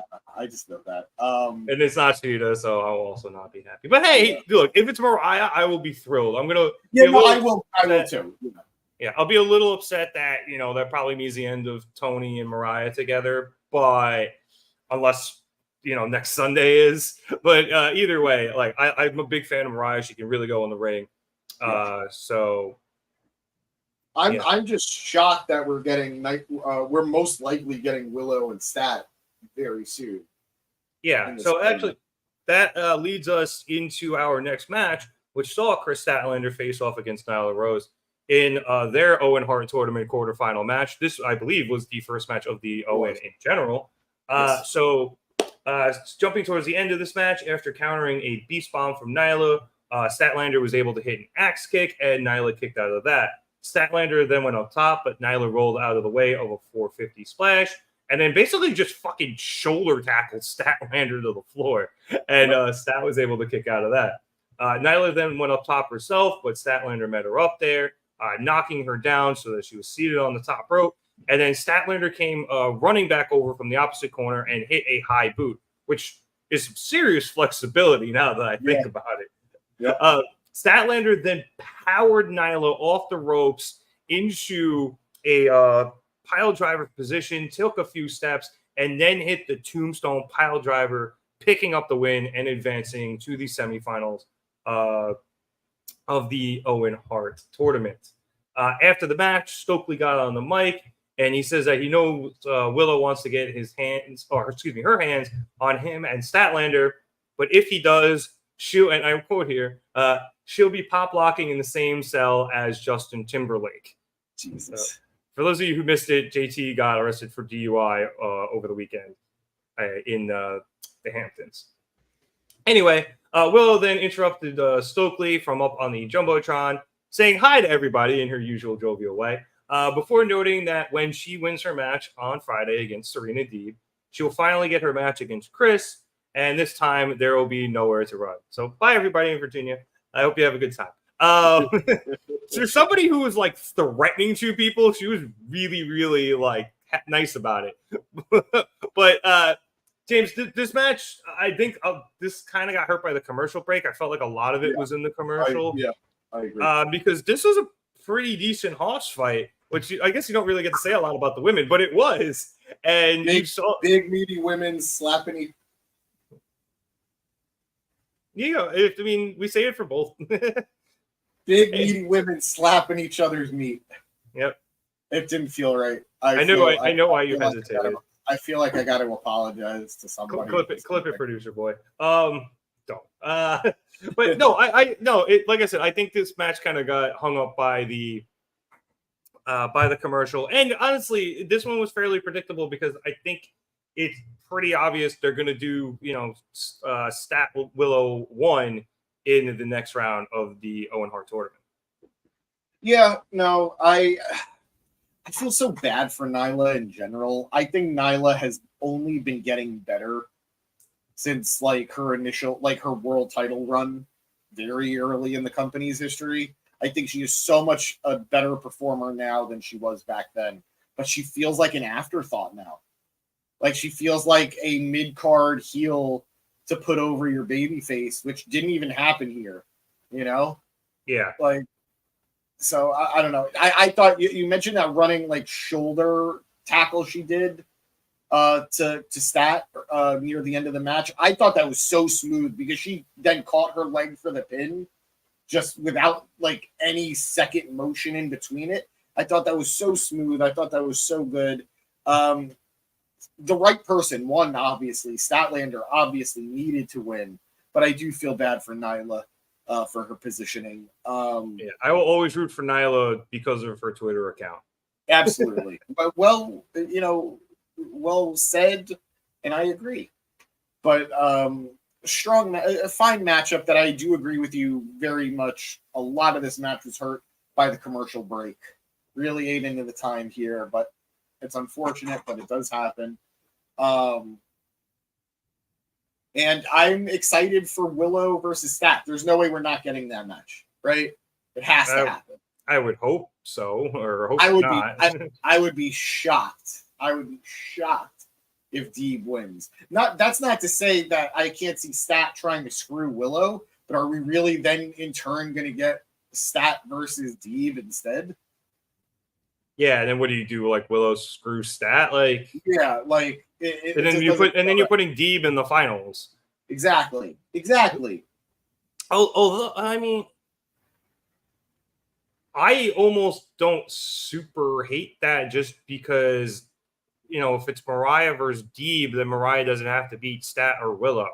The only way that works is that might actually happen because then Mariah gets her win back over Deeb that Deeb got to be able to challenge Toni. Yeah. Oh, God. Damn it, we figured it out. I don't want it, though. Not that way. Yep, Stokely costs, or Stokely and Stat costs Willow. Willow costs Stat. The fight continues. They actually don't have their match yet. Mariah gets her win back on Deeb. Son of a bitch. We figured it out, Tony Khan. God. Oh yeah, even like we hadn't been like BCC said it. Although BCC saying Willow's going to turn on Statlander for the finals.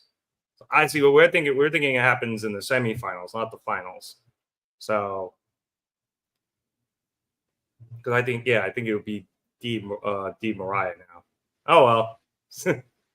I don't know what the hell just happened, but it happened. We worked ourselves into a shoot. I don't know. Or did we shoot ourselves into Tony's work? Yeah. I think phrasing. You're welcome, guys. We gave you the outcome of this tournament. Moving on. Yeah, right. I don't feel good about what just happened. I don't know why. Disappointed in that, like the outcome that we assumed now was going to happen. If we get that right, we're gonna have to come back and clip the whole thing. All right. Next up, we had a backstage interview with Private Party. Renee asked them if they were going to use their momentum from taking out Chris Jericho in their match on Friday. It's against a couple of luchadors. I think it was Commander and somebody else, if I remember correctly. And Quinn's like, "Go, of course we will. But if anything, hopefully Jericho learned that Private Party is no joke." Jericho then interrupts to give another lessons, imparting some wisdom from his days in Mexico, saying that the boys really need to look out for a pile driver. Although when he didn't feel safe taking one, he told everybody that wouldn't work for him, brother. And oh my God, he's so good at it. He even threw in some Spanish in there. He called a pile driver when it actually is in Spanish. I didn't catch it. And then he left. Big Bill then told Private Party that they made quite the first impression, but not all first impressions are good ones, and that they're looking forward to watching Private Party on Friday before their match Saturday on Collision. Brian Keith jumps in, tells them that they better respect Chris Jericho if they don't want to tope con hero before it. He storms off, and then Zay says that they need to respect Under. And when Renee goes, "What's Under?"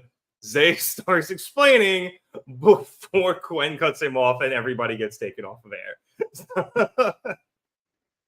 I truly love the end of that segment. Jericho still continues to annoy me in the best possible way.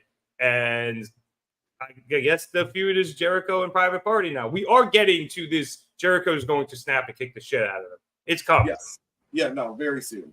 Well, so what's the match on Saturday? Is it? It's Private Party against it's Commander and a second luchador whose name I did not. I thought that was the match on Friday. I'm talking. Yes, about... that's the match on Friday. Saturday, you said. Yeah, Saturday. Saturday. My bad. Saturday, it seemed to me like there's Big Bill and Brian Keith against Private Party. At least that's the way they said it. At least it sounded like they set it up. Even though they didn't officially say it, at least I didn't hear them say it. But yeah, that's what makes the most sense. Yeah. So an ass kicking is coming. Yeah, an ass kicking is coming, but do they win the tag match and then Jericho gets them after, or does Jericho cost them the match? I think Jericho costs them the match, right? Yeah, I can see that as a lesson, and then the lesson is also then beat the fuck out of them. Yeah.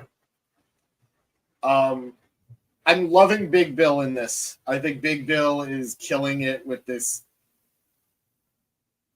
idiot character that he's playing. He sounds like a self-help book. Yes, he really does. And worse than that, I mean, better than that, but worse than that is that he doesn't even sound like a self-help book. He sounds like somebody who's being told a self-help book. Yeah. Like, they're like going to self-help seminars and then they're just spewing back what they heard. And it's probably slightly wrong. Exactly. Brian Keith needs to do a little more, in my opinion. I like, we both like this guy. I know he's your guy, but we both like this guy. I want him to be more than just the guy who says the little tagline at the end. Yeah. And hopefully we see something more out of him in the ring on Saturday. Because that's where he's, I think, at his best. And that just reeks of Jericho, doesn't it? Him being like, you're the respect Chris Jericho guy now, because people think it's funny and they'll know you for it. And with him, like, sometimes it works, or Jericho and like him doing that shit, like sometimes it works and sometimes it doesn't. Like with Garcia, wouldn't be surprised if like the dance thing was like a Jericho idea and it stuck for Garcia and helped get him over. But then you also, on the flip side, had something also in that group with Anna Jay of her just saying, I have a fat ass and a bad attitude, and that clearly didn't take off. So I don't know if that's true or not, because the internet only refers to her as such now. Oh, well, I don't. Maybe I missed that part of the internet, but I didn't think anybody really liked it. So, and it clearly didn't get over the way Garcia got over. Yeah, I mean, look, one is a silly dance, and then one is something that half your audience is going to feel uncomfortable saying. Yeah, it's not really comparable, but yeah. BCC in the comments telling us it's going to be Big Bill and Jericho versus Private Party. Ah, okay, very interesting. So maybe Brian Keith is the one who cost them the match as a lesson. But thank you, BCC, appreciate it. All right, moving on. We then had Daniel Garcia against Red Titus. I am not going to call this guy jobber because apparently he's a former Ring of Honor television champion. But he was treated like one because this match ended in about 2 minutes. So Garcia ended up finishing it when he got in the front face lock, and then when the guy didn't go out, he hit that DDT out of it for the win, which has been a pretty cool move of Garcia. He's in the last couple of matches with it, and I like it. After the match, the Gates of Agony came through the Timekeeper's area and attacked Daddy Magic, who was on commentary, while Brian Cage and Hechicero came down the ramp and went after Garcia. MJF came down, and he tried to make the save after being called out earlier by the group. And while he did briefly back everybody off, the numbers game eventually caught up to everybody. Hechicero then eventually got MJF down into a submission in an attempt to make good on his word that he's going to break MJF's arm. But then Will Ospreay came in for the save, and he was able to start driving everybody out of the ring. This allowed MJF to recover, and he tossed the other couple of guys out, and the two ended up backing into each other and gave each other hands until they realized who each other was, and that led to a very long stare down between the two. It was epic. Very epic and very long. MJF eventually was like, fuck this. He rolled out of the ring and left through the crowd, and Ospreay went over to Garcia to raise his and while holding his title, raised Garcia's hand obviously being having respect for Garcia as Garcia attempts to climb the rankings in order to challenge for that international championship. So James, quick match, pretty short segment, but did a lot of heavy lifting here. We saw Ospreay, who was attempting to respect Garcia as Garcia is gunning for his title. We also saw MJF make a save, which I was talking about earlier when you were having your connection issues. I think we're getting a more, middle of the road MJF here. So yes, he made the save, but I think he made it more for selfish reasons and getting a bit about Garcia. Totally. And we get this epic stare down between MJF and Ospreay. As far as I can remember, the first time they've really interacted with each other. So just not a whole lot of talking, not a whole lot of wrestling, but a whole lot done in this segment. No, I completely agree. Garcia looking deadlier and deadlier each week. I mean, look, I like Rhett Titus, but did you remember him? Oh yeah, I remember. He was right during my era of Ring of Honor. He was tag team with Kenny King, and he's still in Ring of Honor now. So, okay. So he's from the John Cena guy era of Ring of Honor. Okay. But Garcia looked absolutely deadly. He could have ended it with that guillotine, but instead he decided to hit that. It's not even really a DDT because he lands on the knees. Yeah, is it like it's like a lung blower kind of? Yeah, he has him in the front headlock, but then he almost he drops him like he's hitting a DDT, but then also kind of hits the lung blower at the same time. It's a whole. He needs to name it because it's a very complex and it's a kind of busy move, but it looks really good. Yeah. The beatdown that came after felt random, but it served its purpose. I think they showed a quick flashback to Collision where Garcia, Daddy Magic, and a couple of the other guys got into it with Cage and the Gates of Agony. So this wasn't completely out of nowhere. No, fair enough then. Does Angelo Parker just not need to work? Where is this man? His wife is pregnant, but come on. Yeah, I know where he is. He's going to be on Evil Uno's wrestling show. Doing commentary. At least he's showing up somewhere. Somehow Daniel Garcia went from everybody wanting him to only having one dad when he had two dads when this all started. MJF coming out, I agree with you. It's interesting because when he came back, he made it clear he doesn't trust anyone. He's not looking to be anybody's friend. He's not looking to be anybody's partner. But I feel it's only a matter of time before that actually happens. I feel like it's only a matter of time before MJF has a friend again. Yep, or at least an ally. An ally, yeah. Ospreay coming out was incredibly intriguing, setting up so much, setting up the MJF interaction, setting up the future bout with Garcia at some point. Just excellent match, storytelling here. I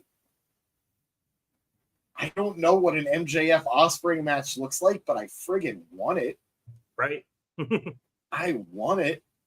Oh wow, look at this. BCC saying that Angelo Parker has a match with Daddy Magic at Ring of Honor. Okay. Cool.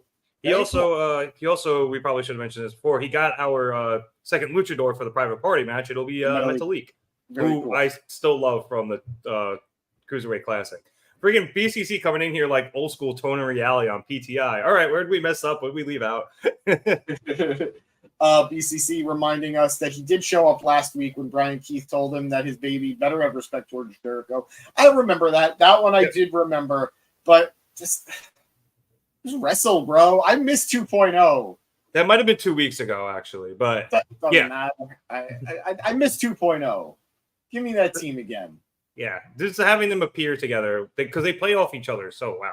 Yeah, but I love this. I'm very invested in Garcia's journey. Not gonna lie, I want to see if he earns that match against Ospreay, and if he does earn that match, does he have any shot at actually beating Ospreay? I like my brain says no, but I'm rooting for the kid.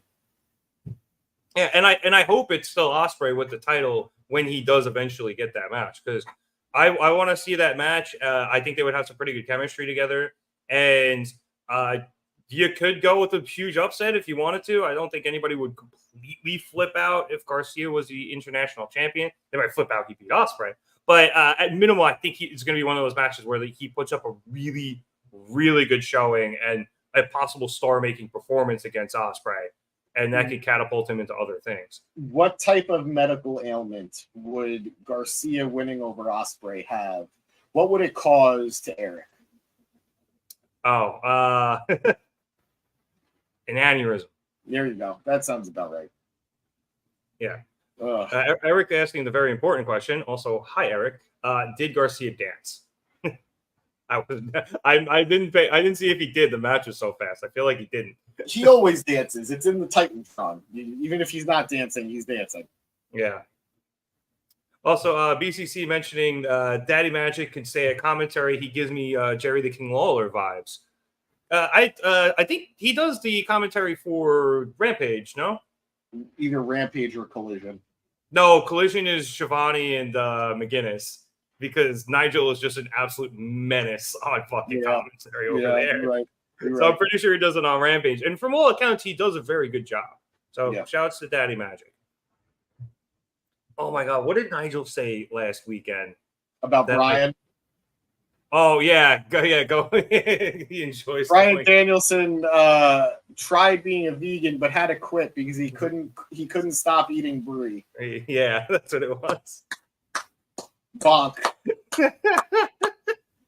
Fucking Shivani just didn't know what to do with it. He had a bunch of great one-liners that episode of Collision, but that one just took the cake. In my heart, at All In, we're getting Brian versus Nigel. I want that so bad. I really do. But I feel like Brian's gonna end up winning the Owen. If he doesn't win the Owen, we get Brian versus Nigel. We're all disappointed at the aspect of Brian Danielson getting a world title match because we'd rather him wrestle a friggin' commentator who hasn't wrestled in like close to a decade. Yes, but the blood feud must end and the spice must flow. Yep. I agree.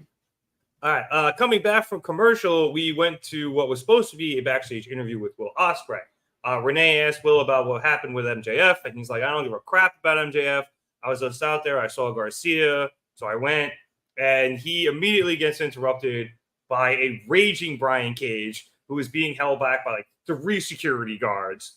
And he's like, this isn't over. Fight me, bitch, whatever. So Ospreay's like, all right, dude, I'm here every Saturday. You want to fight? Let's have a match on Saturdays. Just pick one. And Cage is like, all right, this Saturday, put the title on the line. And Ospreay's like, fine, bitch. This Saturday, title match, me versus you. And Cage eventually gets pulled away by security. And then Ospreay sits down with his title and he looks at it with just a very exasperated look. And I think, James, you said something earlier, and I forgot what it was, but I wanted to get to this point because I think this is very telling that perhaps Ospreay doesn't have it in him to be the AEW World Champion and the international champion, because he looks like he's being spread a little bit thin right now. He had the thing with Swerve, and he let his anger get the best of him there. Now he's letting the anger getting the best of him here by him accepting a very stupid challenge from Brian Cage for practically no reason while he's heading up to a match for the AEW World Championship. Maybe the pressure is too much. Maybe he is being spread too thin, and maybe he can't do it. I don't ever want to say he can't do it, but it's not going to be the easy ride I think he thought it would be. And the doubt looks like it's creeping in. And I know I'm reading a lot into one look, but AEW does do this very subtle storytelling. Ooh, BCC in the comments saying Ospreay is losing his international title at All In. That would be bonkers if he lost at All In. Whoever beats him would have nuclear heat. Yeah, yes, I said that wrong on purpose. That would be bonkers. Very quick side note, it took me years to learn how to say that properly because our president, when I was learning what a nuclear bomb was said it wrong. So thanks, W, for fucking up my pronunciation for 8 years.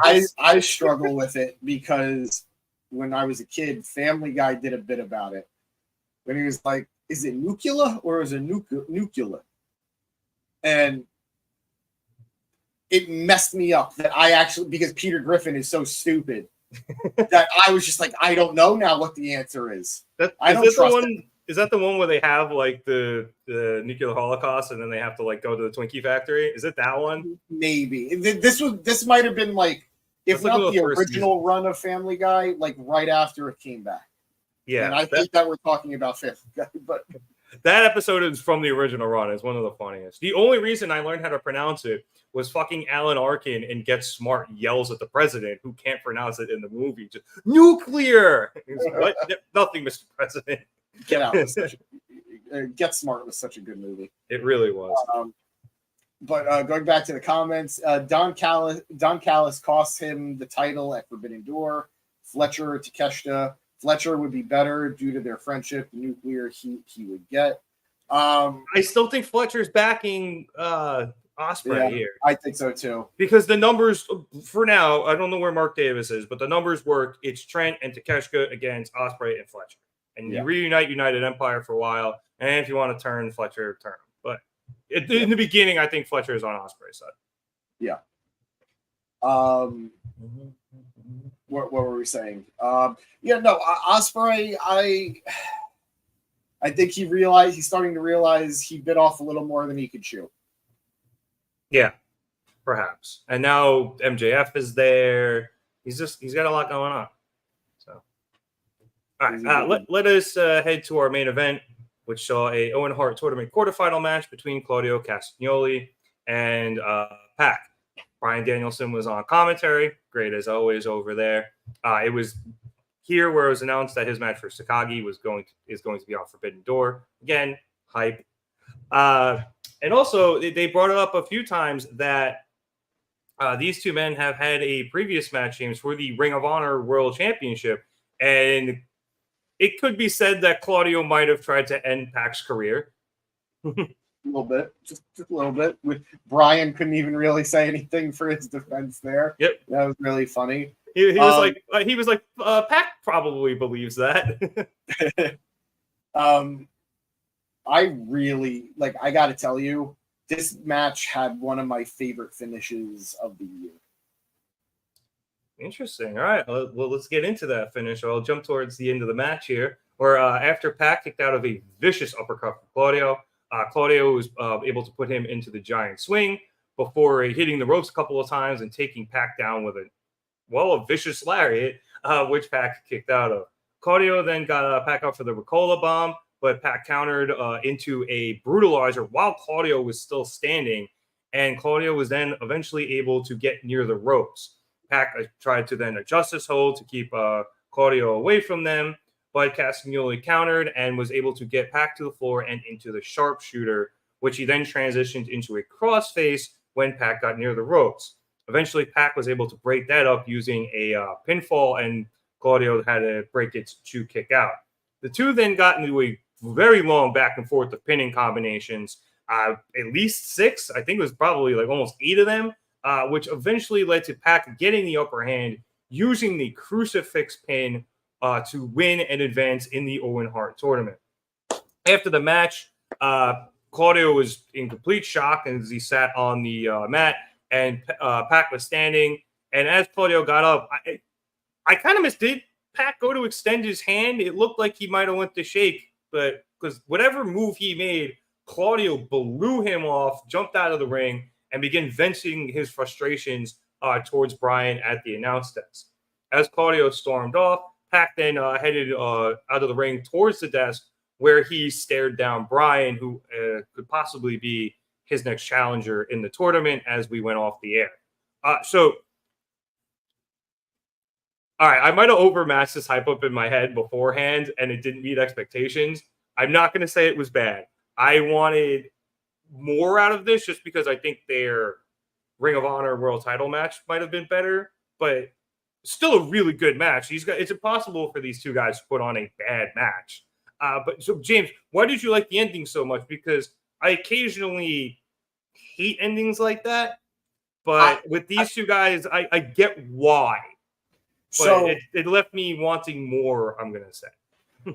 So before I get into the finish and how much I loved it, this was the match that I was speaking about earlier, in which I said MJF and Roosh greatly benefited from being commercial free. And in my opinion, this match greatly suffered from having a commercial right in the middle. It's not like much happened during that commercial break, but it completely derailed any momentum that was there. I agree. And especially, too, because they kept hyping, hey, we have as much overrun as we want. They're like, don't make sure you don't leave early, da-da-da-da-da. And then I was like, oh, great. Like, this is going to go really long. Like, I set this late because I thought we were going to have crazy amounts of overrun, and we really didn't have that much more. I think it went like 10:05, 10:06. Yeah, I was expecting maybe like 10:10, 10:15. But, we got the usual 5-6 minutes overrun that we tend to get anyway. So lately, it hasn't always been that, but lately, and it was a weird combination of we're getting this overrun, which was shorter than I thought, and we had the commercial break in the middle, which killed the momentum. Yes. And because the overrun was shorter, it didn't get a chance to ramp back up, and we ended up with what we ended up with. Yeah. I getting to the finish. I love that Claudio was absolutely dominating Pac. Like you said, that absolutely brutal European uppercut, the giant swing, the clothesline that flipped Pac inside out, and then the submissions, the various submissions, going from the sharpshooter, which looked agonizing, to the crossface that just looked crippling. Really, nothing. I'm sorry. I'm typing. It's okay. I thought I was being clever. Yeah, I heard it. It took me a second. I'm sorry. Boo. Yeah. Thank you. I thought he just looked like Pac was hopeless, and then we had just the pins going back and forth, and we've seen those interactions before. We've seen the pinning combination, like counterpin. I struggled to tell you the last time I actually saw that sequence actually lead to the finish. I've seen the counterpin situation happen multiple times. No matter the company, no matter the show, no matter where on the card, we've all seen, oh, I'm reversing this schoolboy into that schoolboy, into that back cradle, into that move, into that. But I personally can't remember the last time it actually finished a match. And that's what happened here. And it was the only way Pac was going to get over on Claudio. And that's why Claudio was so frustrated at the end. Claudio was dominating him, absolutely beating him down. And it was just a matter of who was going to roll the other one up last. And I thought it was just a perfect finish. A perfect finish. It showed Pac's resiliency.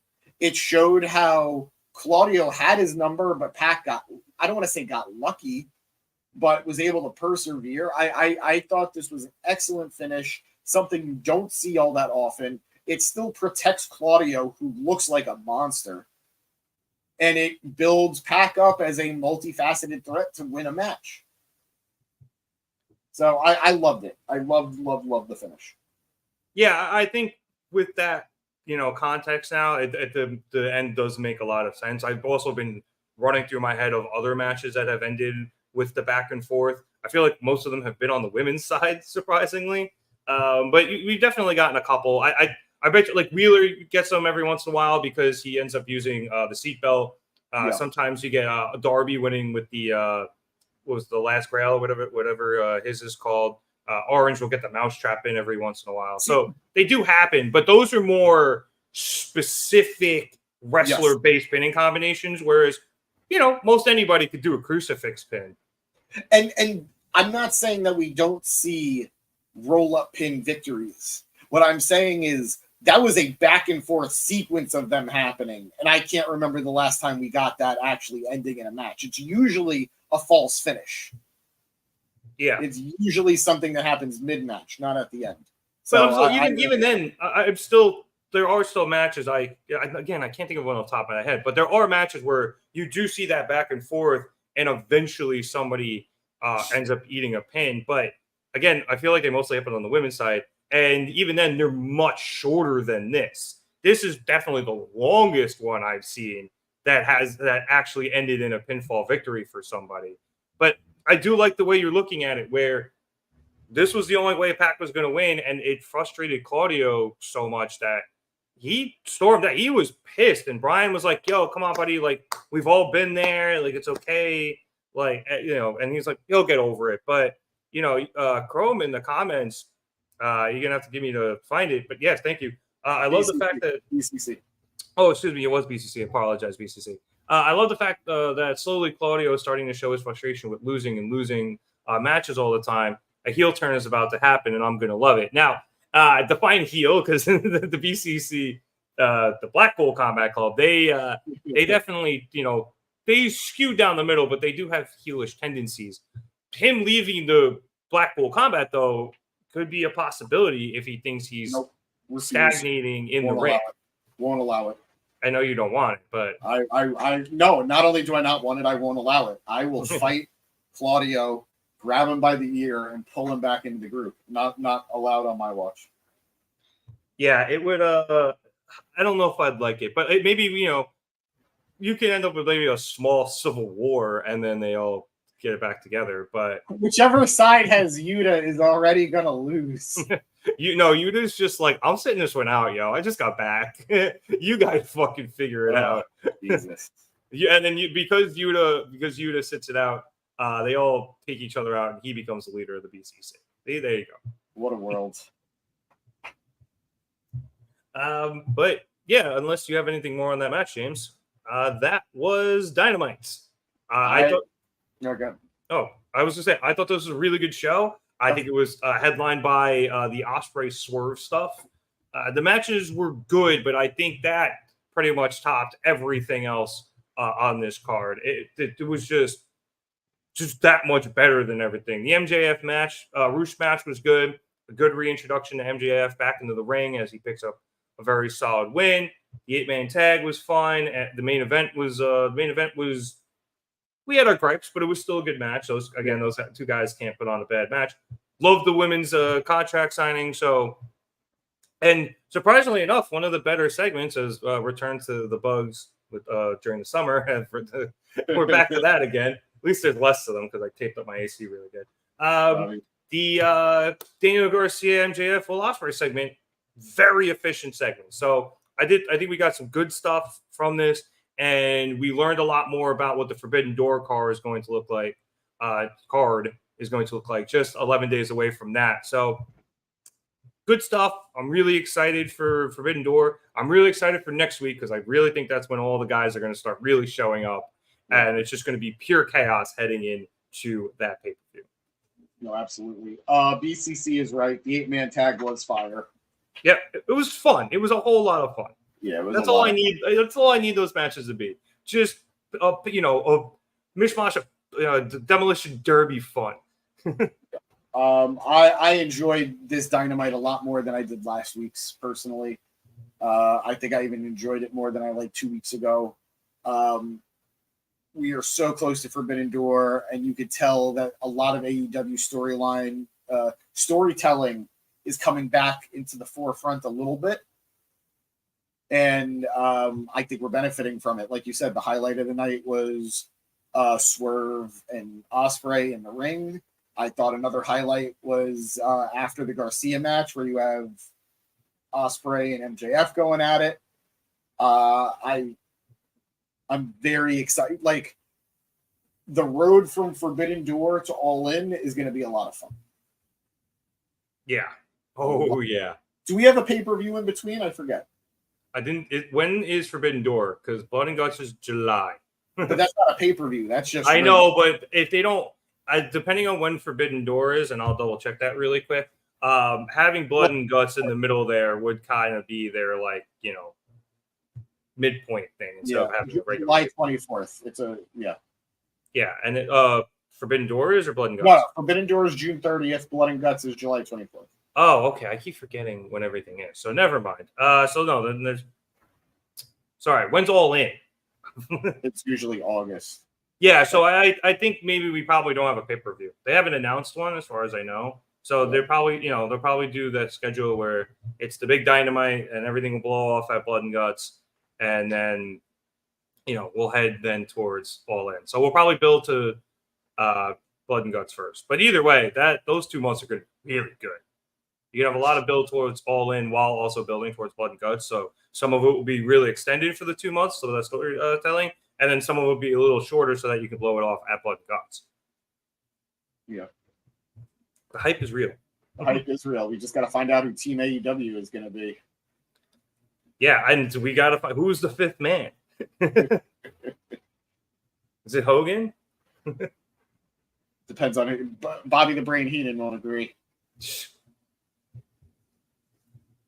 But yeah, I think I'm excited. But like I said, I'm really excited for Forbidden Door, especially that they keep announcing matches. Danielson versus Takagi. I didn't know I wanted that. I want it now. I'm so ready for it. I am so ready for it. What's funny is I think we predicted that match outside of the tournament. We were talking about possible opponents for Brian at Forbidden Door, and then we said, maybe it's Shingo. And then this happened with the tournament, and bravo to us. See, we are smart. We'll see what happens with the women's side of the tournament. I want to see if we're right or if BCC is right. Yeah, or Chrome. Yep, Chrome. But BCC and us, we almost have the same idea. It's just he has Statlander moving on and then getting screwed in the finals, whereas we have Deeb winning and then Statlander getting screwed in the seconds. So we'll see. Either way, they're getting screwed. But on that note, James, unless you have anything else before we go. I am very tired. All right. On that note, I would like to thank everybody here for watching us at the Market Down Podcast. We would appreciate it if you liked and subscribed. If you liked the video, let us know that we're doing a good job of what we did that day on that video or that night, I guess. And if you subscribe, you can get all of our stuff here on our YouTube channel at the Market Down Podcast. Obviously, we are back here on Wednesdays for Dynamite as we ramp up to Forbidden Door. You got the Gym Pack Zone tomorrow for those of you who are TNA fans. And then we do our best to cover Raw or SmackDown. Usually, we end up doing more Raws than SmackDown, but if something really big happens on SmackDown, our guy Matt tries to come in and cover it as best he can. We also will be going. We also are live for both pay-per-views. Forbidden Door is right here in New York, though. So I think a couple of the guys are trying to go. We will do our best to see who is around for that. It might just end up being me, to be perfectly honest, which would be interesting. But I can carry a pay-per-view. I just can't get that drunk. But if the guys do end up going, you should check us out on all of our social media platforms because we'll give you content from the show on those. If you're here on YouTube, you can check out in the description below all the links for Twitter, Instagram, Facebook, and TikTok. If you are on any of our other channels and you want to check us out here on or anywhere, or you're listening to us on Apple Podcasts or Spotify, you can check us out on Twitter at marketdown_pod. You can check us out on Instagram at marketdownpod. If you want to check us out here on YouTube, youtube.com/marketdown3665. James, giveaways. We got any more coming up? Or I am going to reconfigure the giveaways that we had running in the last couple of weeks. I needed to deal with personal stuff, guys. As you guys know, I had a loss in the family. Now that I'm slowly back on my feet, I will be getting that set up. I may add a day or two so people can properly. I never hyped up the finish, so I may give people one last chance to enter. We do have a good amount of entries as is already, so stay tuned, and you may win something fun, whether it's an autographed Becky Lynch autobiography, or a 8x10 from your favorite TNA star or your favorite indie star, we got you covered. Yeah, I think what do we have? Some of the 8x10s we have. I know we have. Oh my God, why am I blanking? Who do we have from New Japan? For Forbidden Door, we will have Hiroshi Tanahashi. Thank you. We have Tanahashi, and then we have a couple other cool ones too. So you guys definitely want to check us out on our social media platforms. This way, you can learn how to enter and then get a chance to win all that really cool stuff. I want the Becky Lynch book, and I can't have it. So one of you get it, and not me. So you better do this because I'm really upset I can't have it. Okay. Just have someone you love enter for you. No, I don't want to cheat. All right. But on that note, for James Asante, my name is Nick Cummings. Thank you once again for watching us here at the Market Down Podcast. I want to thank Chrome BCC for being in the chat all night with us tonight. Appreciate it, you guys. Hopefully we see you next week. Good night, everybody.